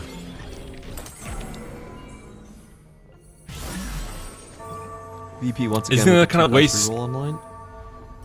Gonna waste some removers here. Swapping the items over could be detrimental for the future in terms of saving HP for your teammates. Oh, huge find here by Chunnington. Does get the Corki too. Should be able to clean up this board, no problem. Taking over the tank line. Rogue Emblem hasn't proc yet on the Karma. Oh! Have I spoken too soon? Oh, the Omnivan! Oh my god. The Karma clutches it up. Corgi is defeated. And again, maybe the Radiant Rascal being on the Milio here, not being able to itemize it onto the Riven. It's still Riven 1. Was the deciding factor. Wow, the Aurelian Soul found as well in a highly contested environment. Great stuff for VP coming in here. It does look like Chunnington has turned the corner. I'm still missing on both the Riven and the Rammus. As we're seeing, both of these teams are very, very heavily targeting towards the bottom of the standings. But Isurus does have a sizable HP advantage. This is a matchup of two very similar players with their roles on this team for this game too. It's going to be Chunnington and NCC1 Corki versus Xayah. We'll see if NCC1 has truly stabilized now, has a Jhin on the board online. Rammus is buying so much time with the Radiant Bramble against this Corki, making life so difficult, and it's not even close, it looks like. Xayah onto the Corki already. A huge loss for Chunnington, now down to what could be 1 life. Camberley also down to 15 HP as well. Pivotal rounds for both of these players. Camberley was contested on the Xayah line, and I don't think his Xayah board is going to be anywhere as strong as NCC1 with the additional juice. He just had an emblem advantage, but it's not a huge advantage anyway. And then Michael finally finding his mastery after bleeding out heavily. This stage 4 has really been defined by a lot of denial play, extremely difficult places to play from. Oh, but Cam does get the Jhin 2, so he was the Jhin 2 player here. We'll see that's strong enough. He did lose the last fight. I'm not sure if he sacked potentially for one of his teammates, but it's getting dangerous, right? Chunnington and Cam both on what could be just 1 life coming to stage 5. JD just went 9 right now, so he probably sacked a little bit at the end of stage 4 with the Darkstar board to make it to potentially be the win-out player for Isurus. And Micah's just on the E board, which we know does not cap that highly usually in lobbies like these. So Cam definitely has to stay alive. I think he is maybe not the win-out player, but should be a top 4 player for Isurus ideally. Yeah, I'm surprised he's not giving his items. Still thinking about Chunnington here. But seeing it once, it's Keon instantly full slam here. I'm not terribly happy playing with Jhin 2, to be honest. A lot of times outside of the Darkstar comp, it's really a subpar carry compared to Xayah. This is what he has. He has to make it work. Mikey gets taken down a notch. Chunnington stays alive. NCC1 is out. Cam is also down to 1 HP, but he's not out just yet, unless there's some delayed. No, he looks very much alive. He's still rolling. The Xayah 2 upgrade comes through as well now that NCC1 is down. And this could definitely swing things in favor of Isurus, despite it looking like NCC1 was going to stay alive for quite a bit longer. Yeah, huge fight right there. NCC1 was still on 15 HP, but someone was able to take him out quite handedly there. I'm honestly quite surprised given how strong his front line. Camberley knows that his game can't really go much further, so he's going to sack for the team and make sure that the enemy team runs into stronger teammates on their own side. Yep. Pre-win for JD here. I think JD is probably the player that eliminated NCC1 if I have to guess, considering he just went 9 and I think went for the full cap on this Darkstar board with the Cho scaling from so early on. Off worth the wait here. Now, can Mars hold on? No, Mars falls down. So it does look like there's a very strong chance we're going to be heading into Game 3. I don't think anyone is taking down JD's board. So if JD goes first place, the only way that VP can win is by sending 3 members, by sending Chunnington and Michael into the bottom 4. I don't think that's actually feasible. And Michael's still on 2 lives as well at 23 HP. Yeah, Michael, there's not much more he can do here. Did finally swap back the items there. But looking at the Cho'Gath here, almost 8,000 HP. Only going to get bigger. Absolute really menace. Pick up for the early mana items onto Cho'Gath, feed him a little bit more. He's going up against Keon here. Keon does not have a win-out board with this LeBlanc carry. This is kind of a top 4 scrap situation. So there really is no win-out condition on the side of EV left. I think it's just, waiting for kind of JD to pick up the pieces and rotate into Milo. Again, the Karma versus the Corki, the Acel versus the Corki.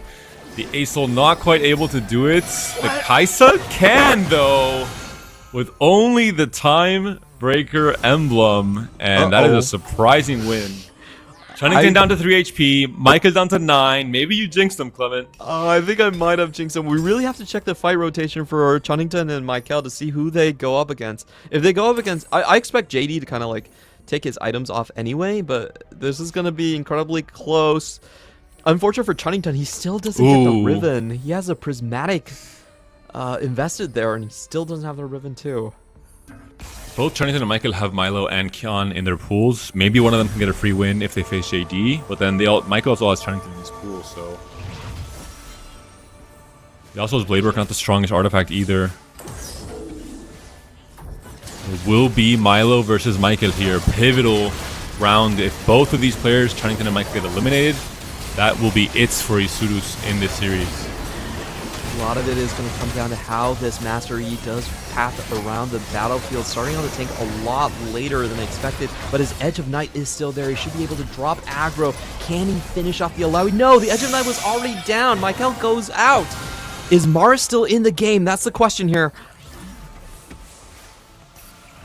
It looks like he is, and Chunnington did win his fight at the very least. Stays alive on 3 HP, but there is still a 6 HP gap between Mars and Chunnington. If they both go out, it's likely Chunnington goes out in 5th, so Chunnington has to win at the very least one more fight. And Kian is also streaking now, Clements. Maybe he was able to pivot that fast line board into maybe more of a Vex or Sona or Bard carry. Milo holding on to 4 Rivens forces Chunnington to actually just swap out and put the tank item onto the Mighty Mech instead. It was a masterful play by Kian. And Milo just holding on to so many Riven copies, they're essentially denying the Prismatic from Chunnington. Can Chunnington survive this fight? Everything comes down to this for Isurus. I don't think LeBlanc has enough time to scale these Rage Blades. The Corki's dishing out so much damage. The Nunu stun does come through. It does not stun the Corki, though. And that should be it. I think Corki can clean up the fight here. It's close, but Chunnington does stay alive here. Milo goes down in 5th place. So we do still have a game with the top 4 being even between these two players. JD hit his next big spike with the Bard 2 now as well. So whoever goes first place will just win the game. The rest of the positions no longer matter. It's basically between JD Zelinsky and Kian. Kian somehow was able to find a massive win streak, but I'm not sure how he can beat like the max cap level 10 JD Zelinsky monster Kaiju Cho'Gath board. He has to make it to 10 to get the most of the Ari boon. He has to pivot this off of this LeBlanc, I have to imagine, and onto the Vex 2 as a carry, onto the Bard 2, just fully transition this to the highest possible cap for Fast 9 Flex, and hope it's enough to defeat the Cho'Gath. Chunnington has a chance to take down Mars here. Honestly, these two fights are kind of inconsequential. It's just about the top 2 in the field right here. Of course, Kian does have a lot of HP to work with. He can still take 2 losses and comfortably make it to 10. Vex 2 also found.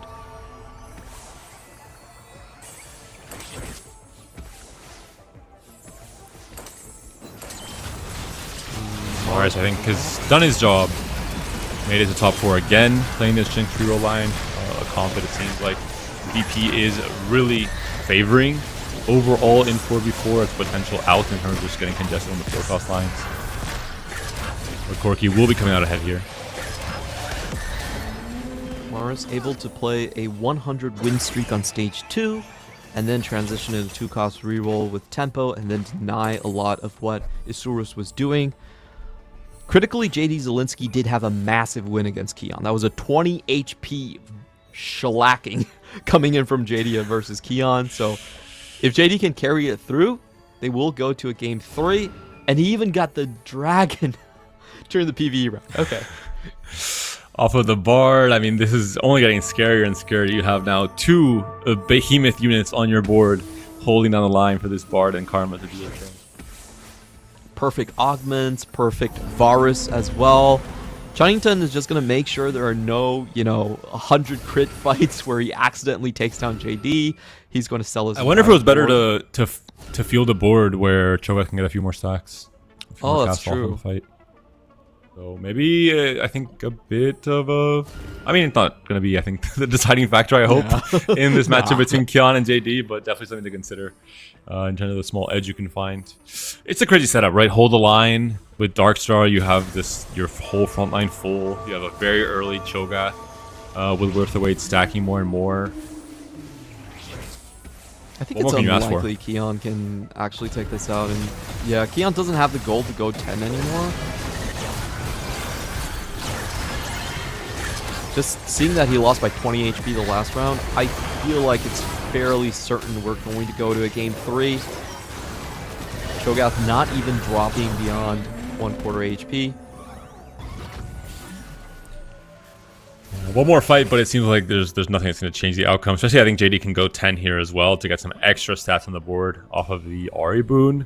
And JD, we kind of predicted it as early as stage 2, stage 3, similar to Kion in game 1. The spot just looked too good, right? It's hard to fumble a position as snowbally as this one. Getting rewarded with the worth the wait of such a massive difference, and then going into the Darkstar line there as well. A huge reason why Darkstar is so powerful, even though it's pretty conditional, you really want to find the emblem. There's a lot of 3-2 augments that allow you to do so. The Earths coming in huge here for JD. I think this is a well-deserved win from Isurus. Keeping Cambuly alive on 1 HP, keeping Chunnington into the top 4. Very, very close margins, but they do walk away with the win. Cho'Gath just going straight into the back line. He's just walking and taking the head off of every single one of these units. Really, really strong showing here from JD, the hero for Isurus in this game too, and the hero in terms of forcing a game 3, having a chance now to have the comeback in that final game. Everything did come down to JD Zielinski just being able to rotate into NCC1 early and kill him. I feel like the fight rotation was pivotal in this game. There was a lot of scenarios because at that point NCC1 had a better board than both Chunnington and Cambuly. So if Cambuly or Chunnington fell down, then the fight would have been completely different. JD Zielinski did kind of high roll on both his opening and the fight rotation in stage 4 to prevent that from happening. And the fact that he rotated right when he spiked, right when he pushed the 9 and strengthened his board after having a few losses in stage 4 where he had the HP to sack to end up becoming the win-out player for his team. So really good team play. We saw, I think, again, both teams are showcasing how they can push the envelope in terms of degenerate griefing tactics with the benches just full of Bramises and Corkis and the key forecast yet again in this game too. Yeah, that is kind of the issue with a lot of these like hard denials. If one of the members get lucky and suddenly is able to still hit their 2-star copies, then a lot of times you've lost that interest. So it's always kind of pivoting on the knife's edge. Really exciting game. I'm glad we're going to come back to a game 3 after a short break.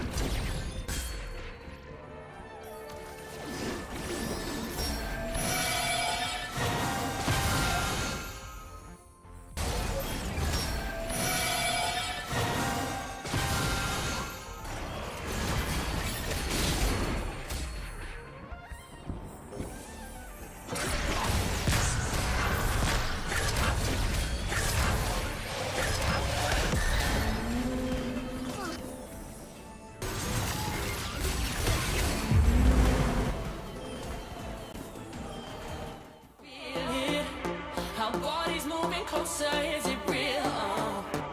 Trying to lose myself on the night shift. Outside, yeah.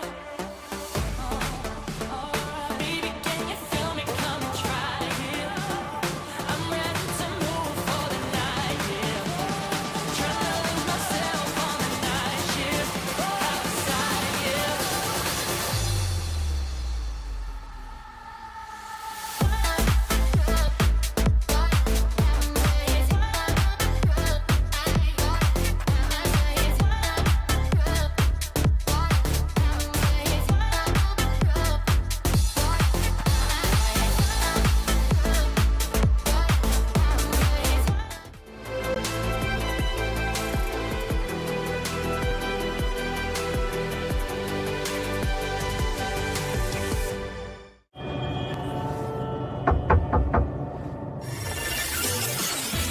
んだまだ見ぬ新境地目指していこうドキドキしようよ準備快適早もう止まらないこの世界を楽しんでみたんだ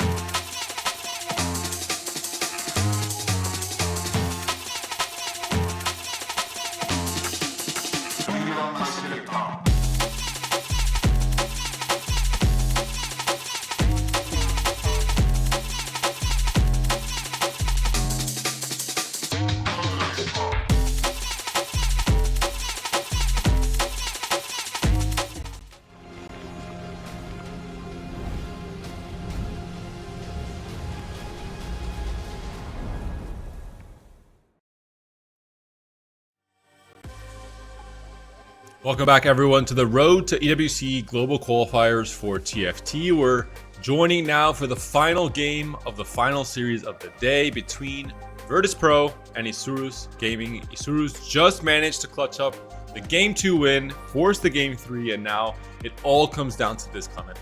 Wake up, people. This series has been a banger. There are so many close fights, so many exact HP turns where NCC won. Perfect knockout by JD Zielinski, forcing the overtime Game 3, where everything comes down to this. You know, I honestly think we couldn't have asked for a better series between two heavyweights of their region.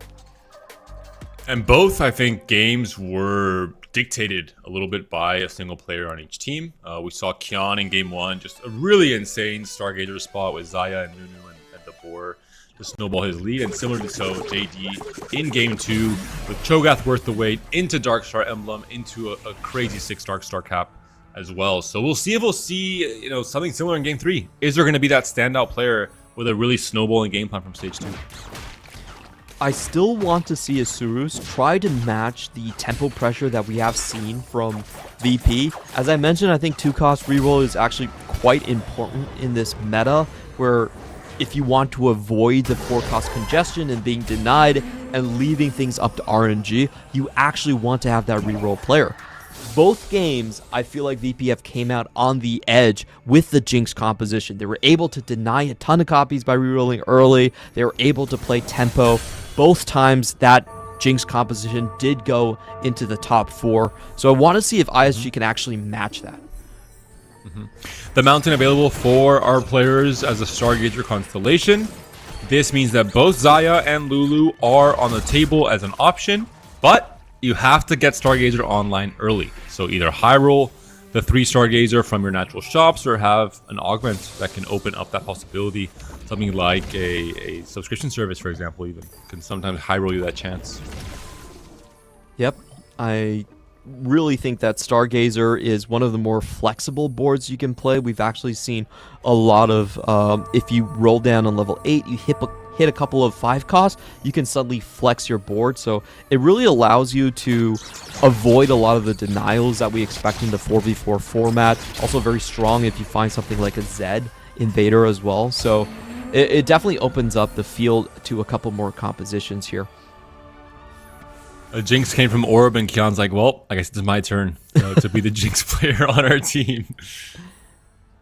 It's worked out well for them so far. I think it's definitely been a winning strategy. Yeah.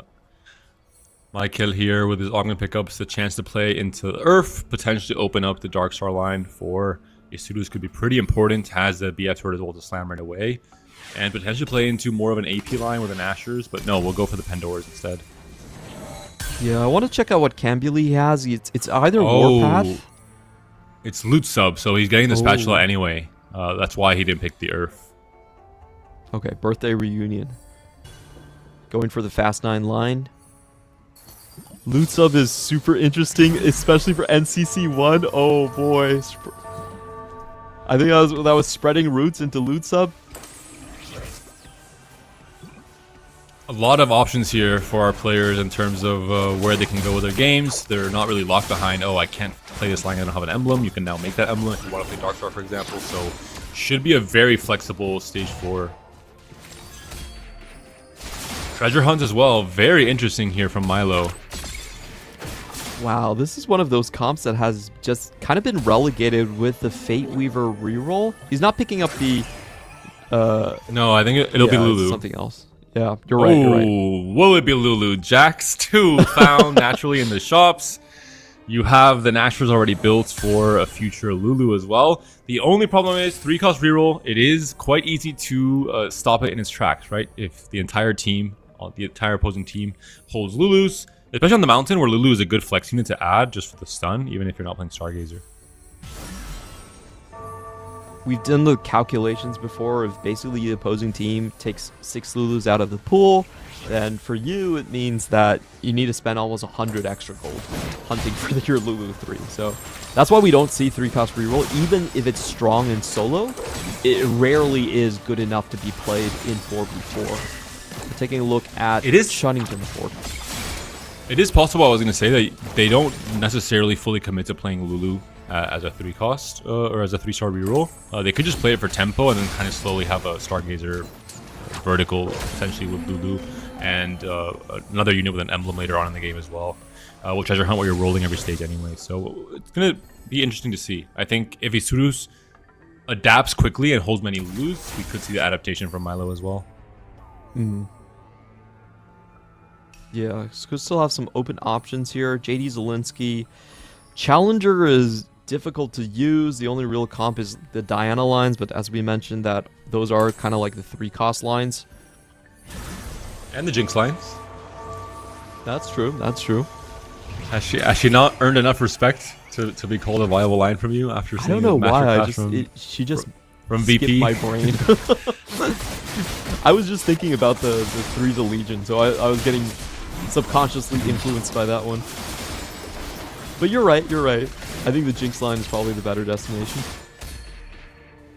Chunnington with the prize fighter has already lost earlier on. I think he actually lost to Michael, who slammed the Dark Star to make sure he get the win. Kind of interesting team dynamic happening there. The gods will be Kale and Yasuo. So Yasuo hexes could be pretty interesting, especially for the reroll option players who are looking to have like a Giga Tank, or just really a transformative hex for one of their backline carries. And even now it's stage 2, but even the stage 3 hex is very important. Oh, it's flashing a little bit too fast. I didn't really catch what the... Okay, it's 35 permanent HP. It's really the best for early reroll lines when you already locked in your main tank. And Kale's also going to just help a lot, right? With just having more say over your items and your components. Yeah, especially in this map where there's a lot of items to start with. Do have NCC1 with a full win streak. Still undecided. Spreading roots Nova into Rogue. Not using the Nova whatsoever for now. Let's be honest, all roads lead to Corki. True. Just gonna have to find a Nova to pair it with later on. Oh, maybe not. Actually building JG the Slam. AP.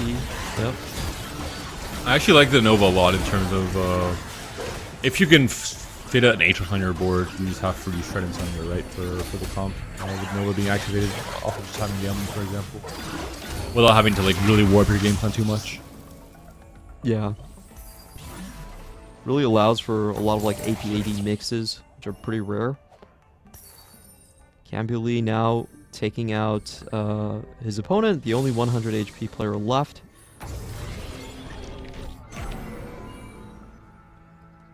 Do expect Micah multiple with an Dark HP Stars. stacking Cho'Gath.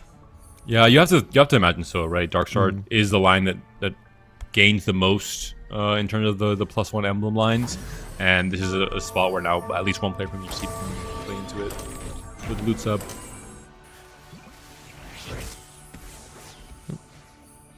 Michael just switching out for additional interest here. Doesn't really need the TF. Wants to hold on to the Maokai. And I think the big fight is really with the Cambuli board. Can he actually find that full win streak with Birthday Reunion? The thing about Birthday Reunion is you really need to get to level 9 for the full value. So keeping early win streaks is incredibly important for Cambuli. 3-2 Augment also very important in terms of if he finds just Econ off of that, he has to depend less on the win streak for stage 4 in particular. No God Boon that's helping him for Econ in particular. There's no RE God Boon, for example, so it's going to be harder to get there naturally. And looks like the Mordekaiser 2 does prevail. So very strong start for Isurus Gaming. 3 members in the top 4. They have an HP lead. I think their lines are honestly quite clean. At this point, you have a Dark Star, you have a Fast 9. Chunnington,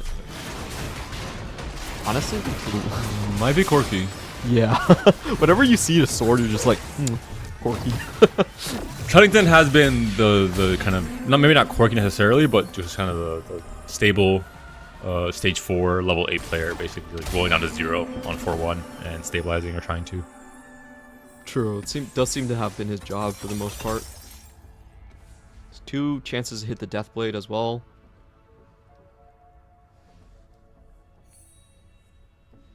Guess he's just going to wait until the 3-2 augment to commit. I do want to check out what the VP players are doing, especially guys like Maris and Milo at the bottom. Keon is going to go fast 8. Milo is the Lulu player. What is Maris up to? Oh, Maris is a full loss streak. Yeah, savings account. This does look If these a players are lot going in- like Jinx.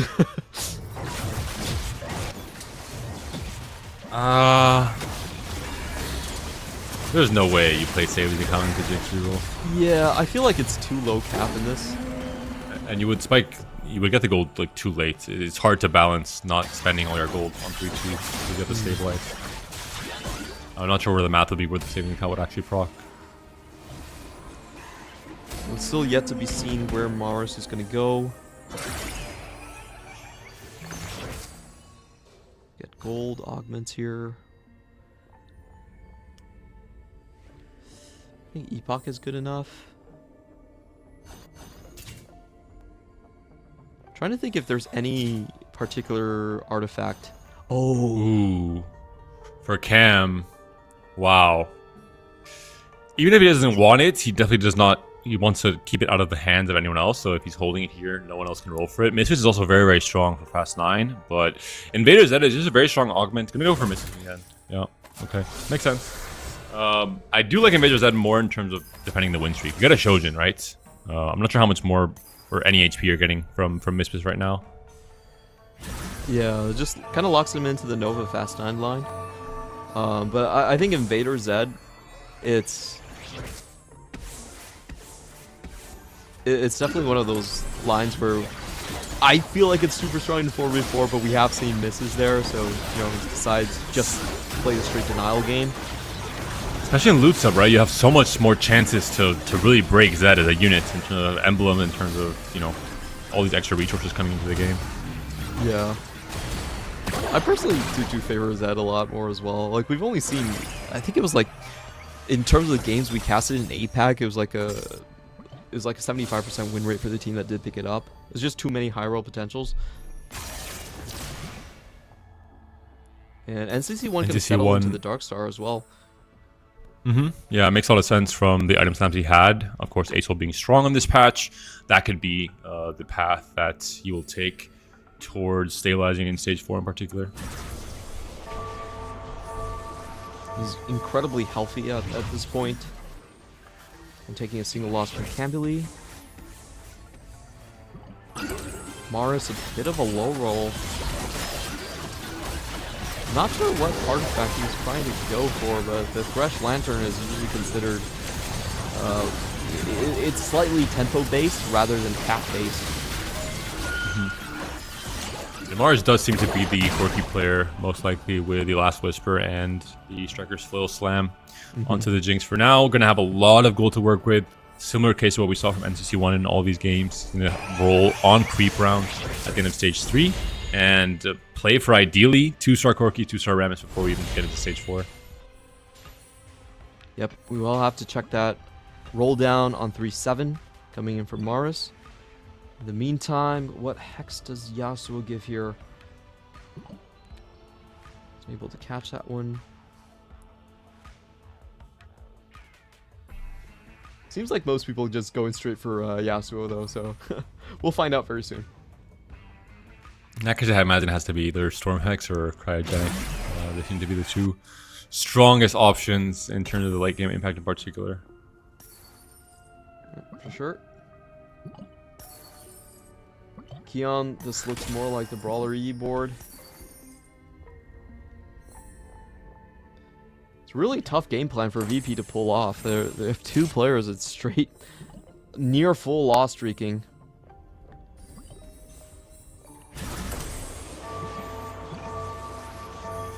Like, we have seen in APAC when you have 2 players that are like doing this. If your team has like a 3-cost reroller, you roll early on level 7, deny both of those players, it suddenly becomes unwinnable for them. That's actually the move we saw from VP pull off against another APAC team there. They just said, okay, you know, if I roll on 7, I'm going to play Kaisa reroll. I'm going to deny all the Corkies. I know you guys are only on 2 lives, and that was enough to get them to the last chance qualifier.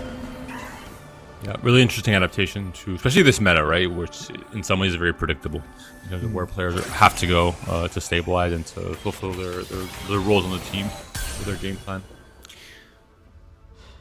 Maris very close to going all in on the roll down. I guess Corki, one of the comps that can really make the best use of the +1 spatula usually compared to other of the lines. Yeah, Corki is just the composition that peaks on level 8, so whenever you see full Lost Streakers in 4v4, it's typically heading towards the Corki line and offers you the best stabilization. But the thing about Mars is he is missing critically the Deathblade. Like, Corki is such a different unit depending on whether he is able to secure the Deathblade or not. So we'll see in the end where he lands up. I still think it's basically 100% of the Corki, but he needs some good rolls on those items. We're seeing the Stargazer here into Xayah, so it's an option as we talked about earlier as well. Red buff and the Kraken already on the Xayah. You have the chance for, I think, his epic rolldown to get there as well, so a huge rolldown level 8 coming in soon. Yeah, really cool play by JD. He's actually denying the Lulus from Milo, as we were talking about, making that line a lot less viable. And here we go with the big roll down. Insta good find here for Maris, getting the Corki into the Shen.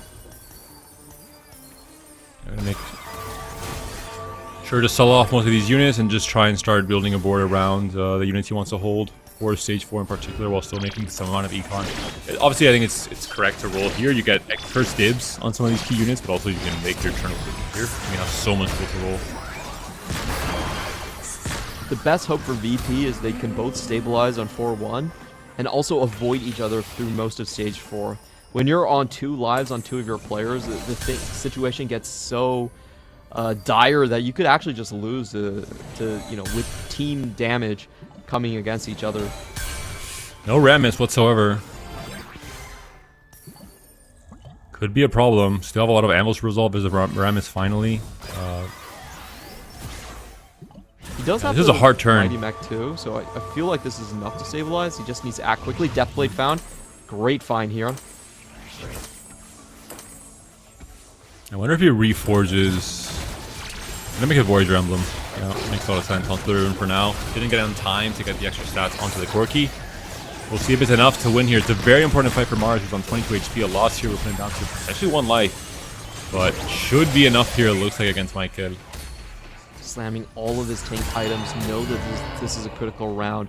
VP have 3 members in the bottom 4 trying to climb up the ladder. They need so much luck. They need to avoid each other.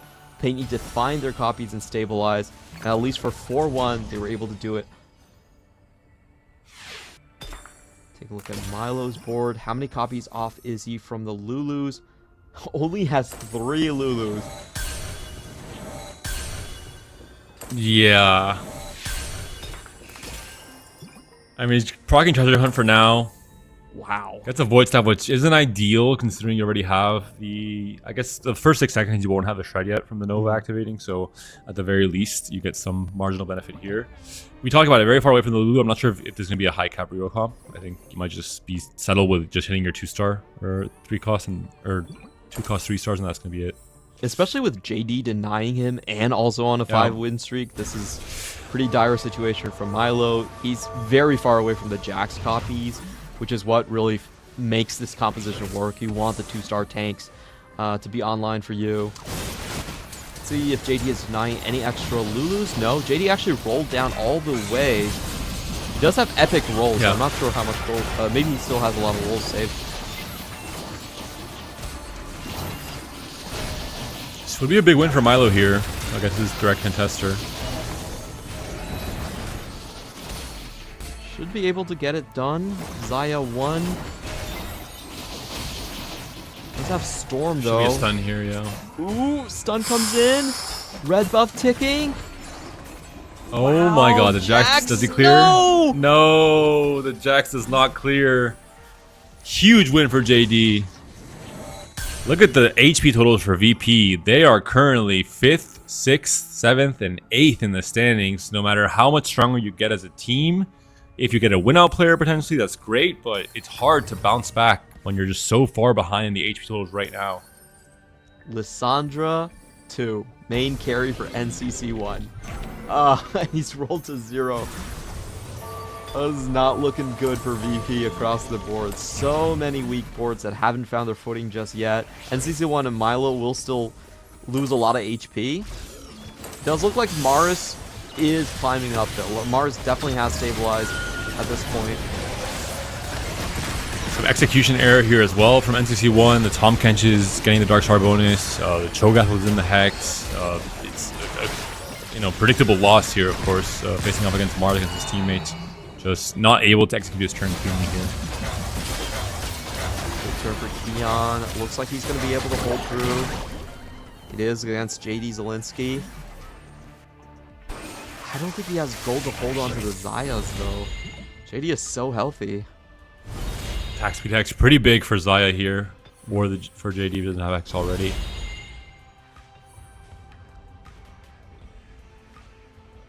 Not so important for Corki. It's a very interesting situation because as long as Isurus places maximum pressure onto VP, VP will just die by facing each other eventually.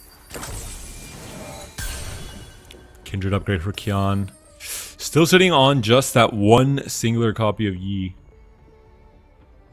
Yeah, I'm not sure if this is correct from VP because you're at such a large HP deficit to still play full denial. Right, I feel like you kind of have to get your board online.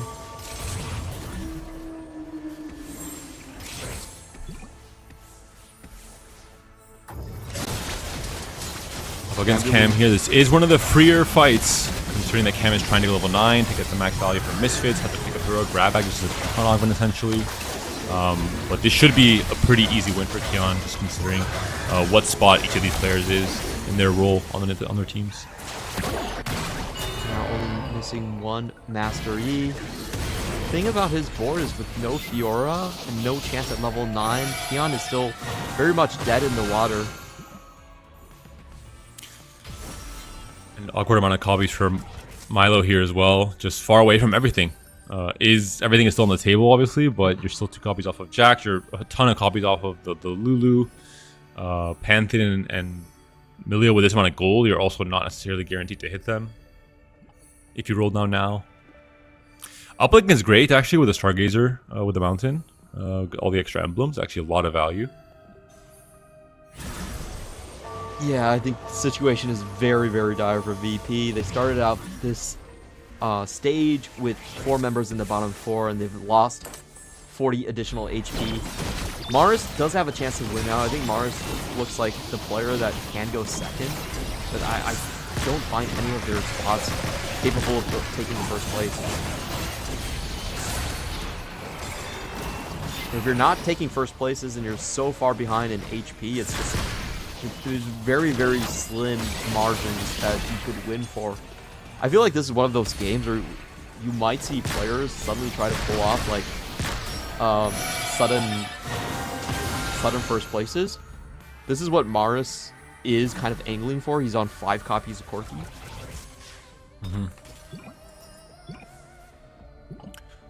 Another emblem.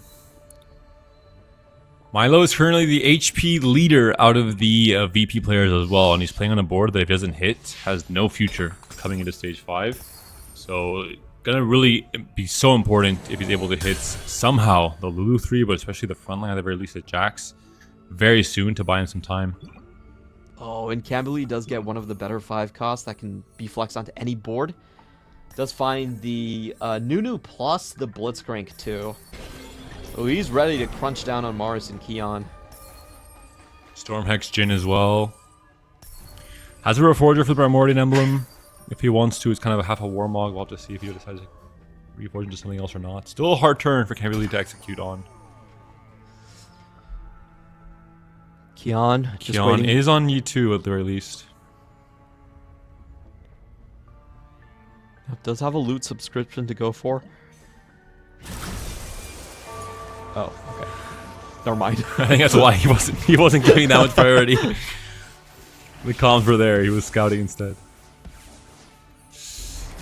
All right, this is going to be the first elimination, most likely. Maris on 6 copies of Corki, 12 HP to work with, versus his teammate Kian at 14 HP. It's very hard to lose here and not go down. If you are Kian, it has to be a very, very close fight. If he can keep the doesn't loss seem within to be the 3 case. units, no, perfect loss. Yeah. Kian goes out in 8th. Maris stays alive. Milo is still fighting. We'll see if Milo is able to win his fights. He does win his fight, so Milo buys a bit more time in terms of trying to find his 3-star upgrades against Cam. Yeah, very surprised Milo, without the Lulu 3, is able to take a win off of this Nova board. I mean, there was no Vex for Cam, right? He was still just carrying the Jin. And there is a Jax 3 now for Milo. So things are slowly, and then we're 1 off Lulu. I mean, we're getting there. If you're our Milo, you're hoping that you can become the hero for your team, potentially. Yeah, the fight between Cam and Maris is going to be huge here. I feel like Cam is... he doesn't have enough strength in his carries. Last second Graves too. No. Doesn't buy it in time. He's up against Michael, who has removed items off of the Cho'Gath. Doesn't have any frontline, so that should be a win for Cam. We're hoping.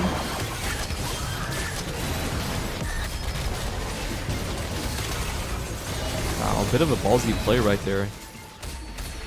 Not buying the Graves too. I mean, good communication though.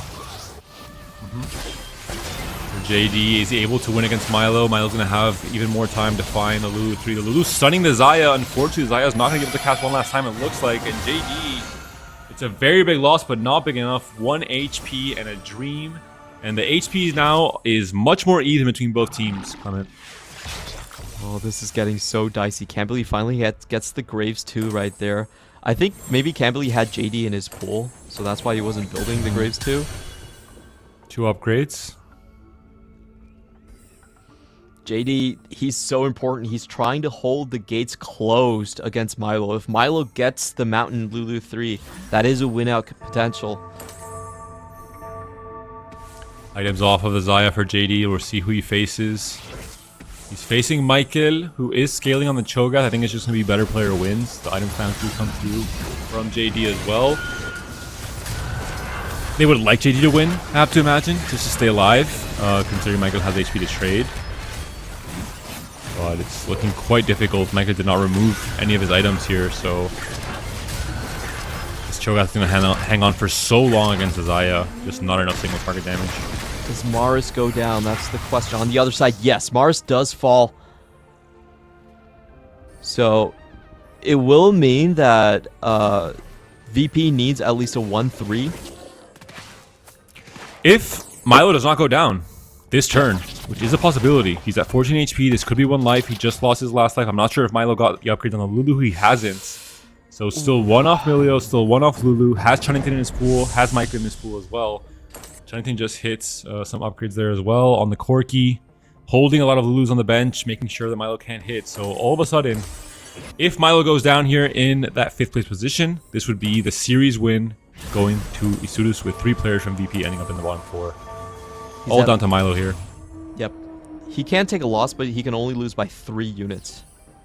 Huh? What is happening here?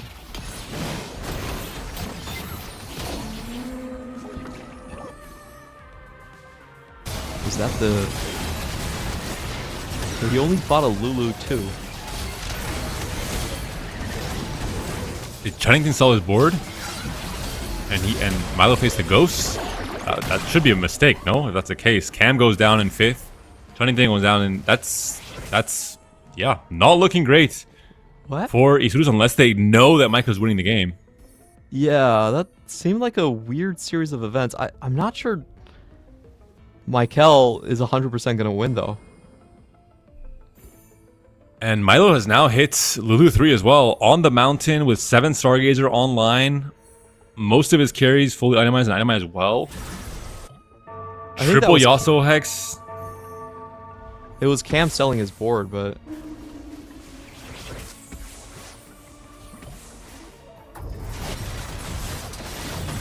It's all down to Michael. Can Michael take down Milo? Or can NCC1 even take down Milo? If that does happen, they also get the win. Again, VP need a 1-3. The 3 is guaranteed at this point. Uh, 1 is true. the problematic part. You're absolutely... And yeah, the Lulu, I mean, we talked about it. If it reached the cap, it would be dangerous. But we thought it was so far away from happening for Milo. But he has made it. He has trudged along the path. And he has now hit all of his 3-star upgrades. There was not enough denial from Isurus. Especially once both Camberley and Chunnington got eliminated. The Lulus went back into the pool. Yeah, I guess what Isurus was thinking, that Camberley and Chunnington both couldn't take down Milo anymore. So they just tried to get them to rotate into each other. I think that's the only logical explanation on why Milo got to fight a Lulu 2 board.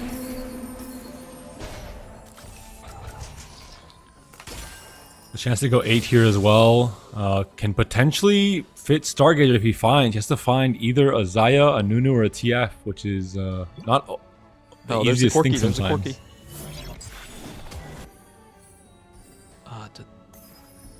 I mean, you want to find the 8 Stargazer if you can. Yeah. I guess Corki's the next best thing. Yeah, you can put 8 with the Fate Weaver in.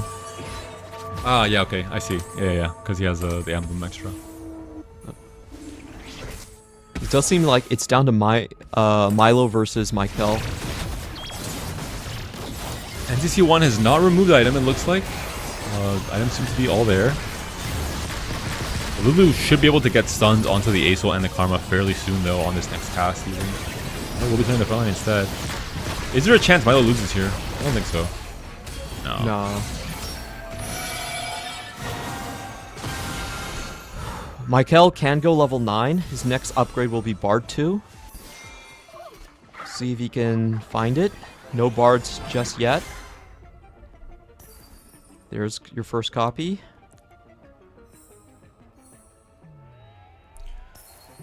And Michael so often finds himself in these kind of situations where he has to be the clutch player. Individually speaking, we see it happen so often in final lobbies.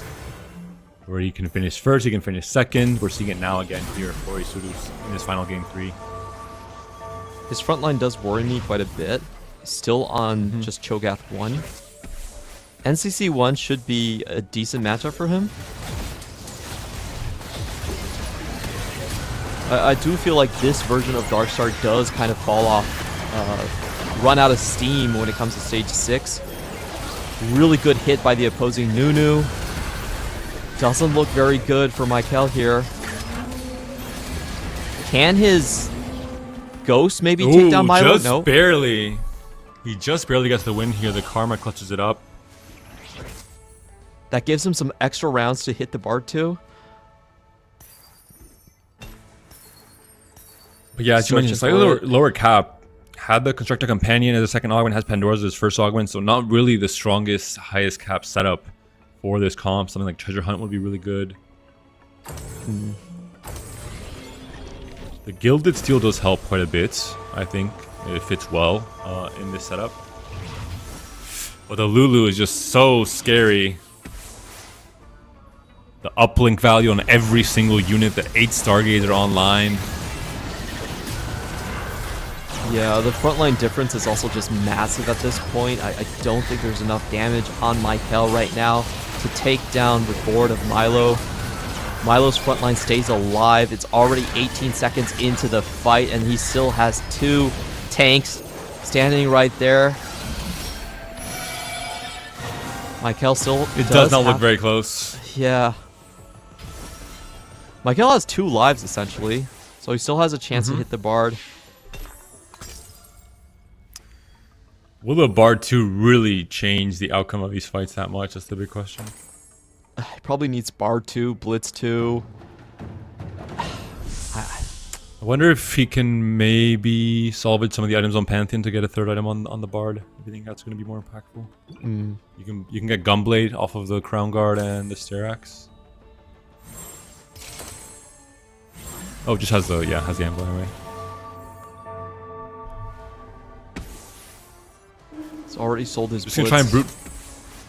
Gonna try and brute force the right side here, but it just didn't seem like it worked this last fight. There's just too much stats, too much value coming in on Milo's board. We thought it would be impossible for him to reach this state on the Lulu, but he's hit absolutely everything. He's made the 8-star game. The Cho'Gath is holding on for a long time, but I think it's not going to be quite enough.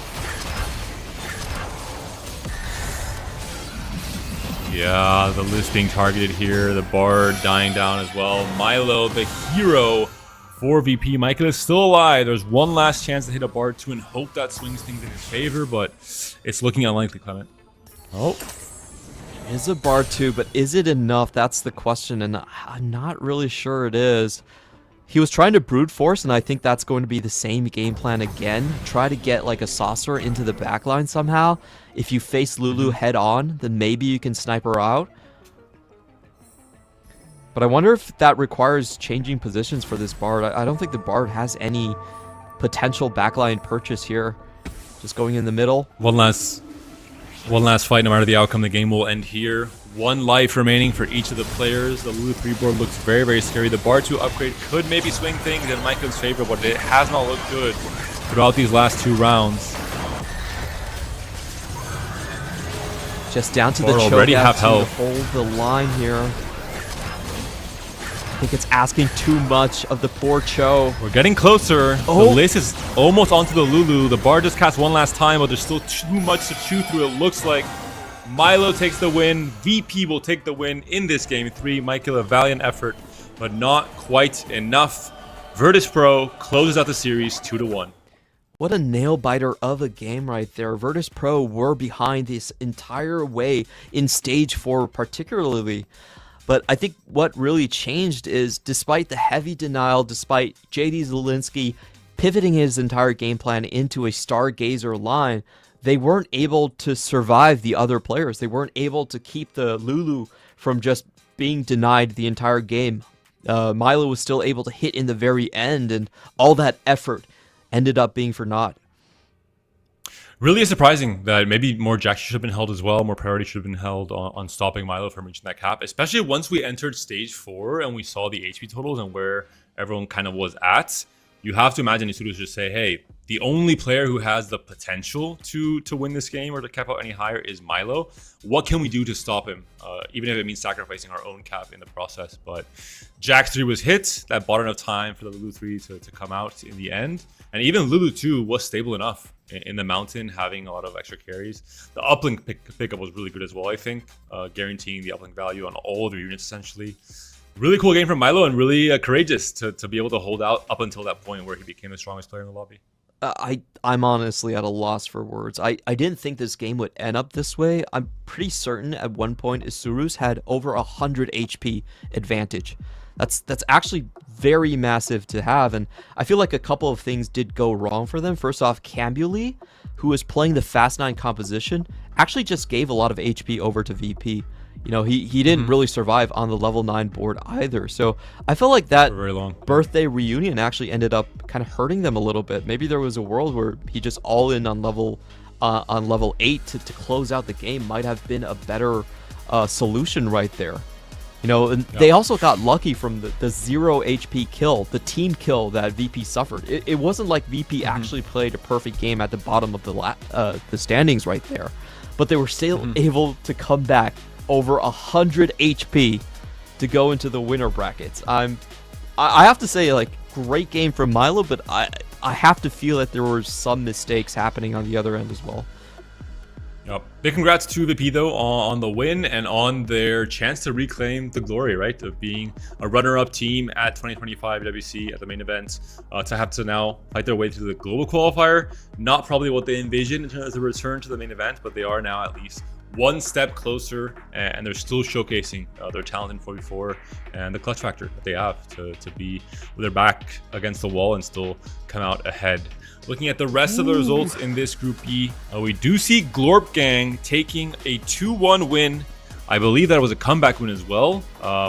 They lost Game 1 and won Game 2 and Game 3. So really impressive win from Glorp Gang, one of the premier 4v4 French teams, up against Edward Gaming. Wow, I can't believe it. Glorp Gang does it again. How is that? I can't comprehend how that even is possible. Now these guys, they were QAD previously, but a lot of their players, their most important player, Voltarix, went back to Solaris, so they're missing their main carry, and a lot of them aren't in tier 1, right? So this team able to take down Edward Gaming that had 2 players go to the most recent finals in TAC round is an absolute upset. Did not expect to see that happen. And I would say Global are definitely, they're greater as a team than they are individually. I think it's the case with both of the French teams coming out from EMEA, both Team Heretics and Glorpgang. But especially Glorpgang, I think, is a team that have been playing Pro 4 for a very long time, even out in kind of unofficial amateur tournaments as well. Just because they enjoy the format so much and they just want to get really, really good at it. And they showcased it across the entire kind of qualifier stage, in the open qualifiers, in the closed qualifiers, and now as well with this surprise victory in the global qualifier. One of the only teams left that wasn't picked up by an orc, and they take down legendary Edward Gaming with the hottest player, Saya, coming in on the team. Wow, what a story to behold. That's really a power of friendship play. Congratulations to the French community. And they get the chance to have an aura name like Glorpgang as their 4v14 as well. So there are some benefits to being orgless going into the global qualifiers. True. And I mean, you still get your full share of prize money, even if you play without an orc. So a lot of players, when the deals aren't good enough, they choose to do that as well. So I really want to see them do well. I'm very surprised about that outcome. I thought Edward Gaming were honestly just going to stomp them. If you looked at their roster, they had Ace, who, won the TOC. They had Bin and Zaya, who were in the top 8 at the previous TAC round. So congratulations. This is where history is written. We'll get a chance to see more of these teams that we haven't seen on broadcast today throughout the rest of this weekend. This is, of course, only day 1 of the global qualifiers. We're wrapping up for today with these 2 series, but there's still so much more action to unfold in both the group stage and in stage 2 in the bracket stage across tomorrow, Saturday, and Sunday as well. We'll be starting same time tomorrow, at least for the game start. Will be 11 a.m.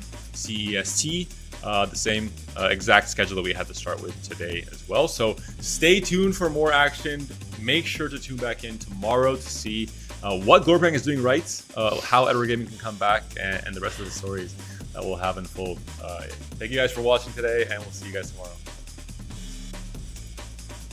Human body was built to move, not trapped at a desk in one singular posture for 12 hours a day. It's time your chair evolved. This is Secret Lab Titan Evo. Ergonomically engineered for you, gamers, hybrid workers, artists, backing your every move.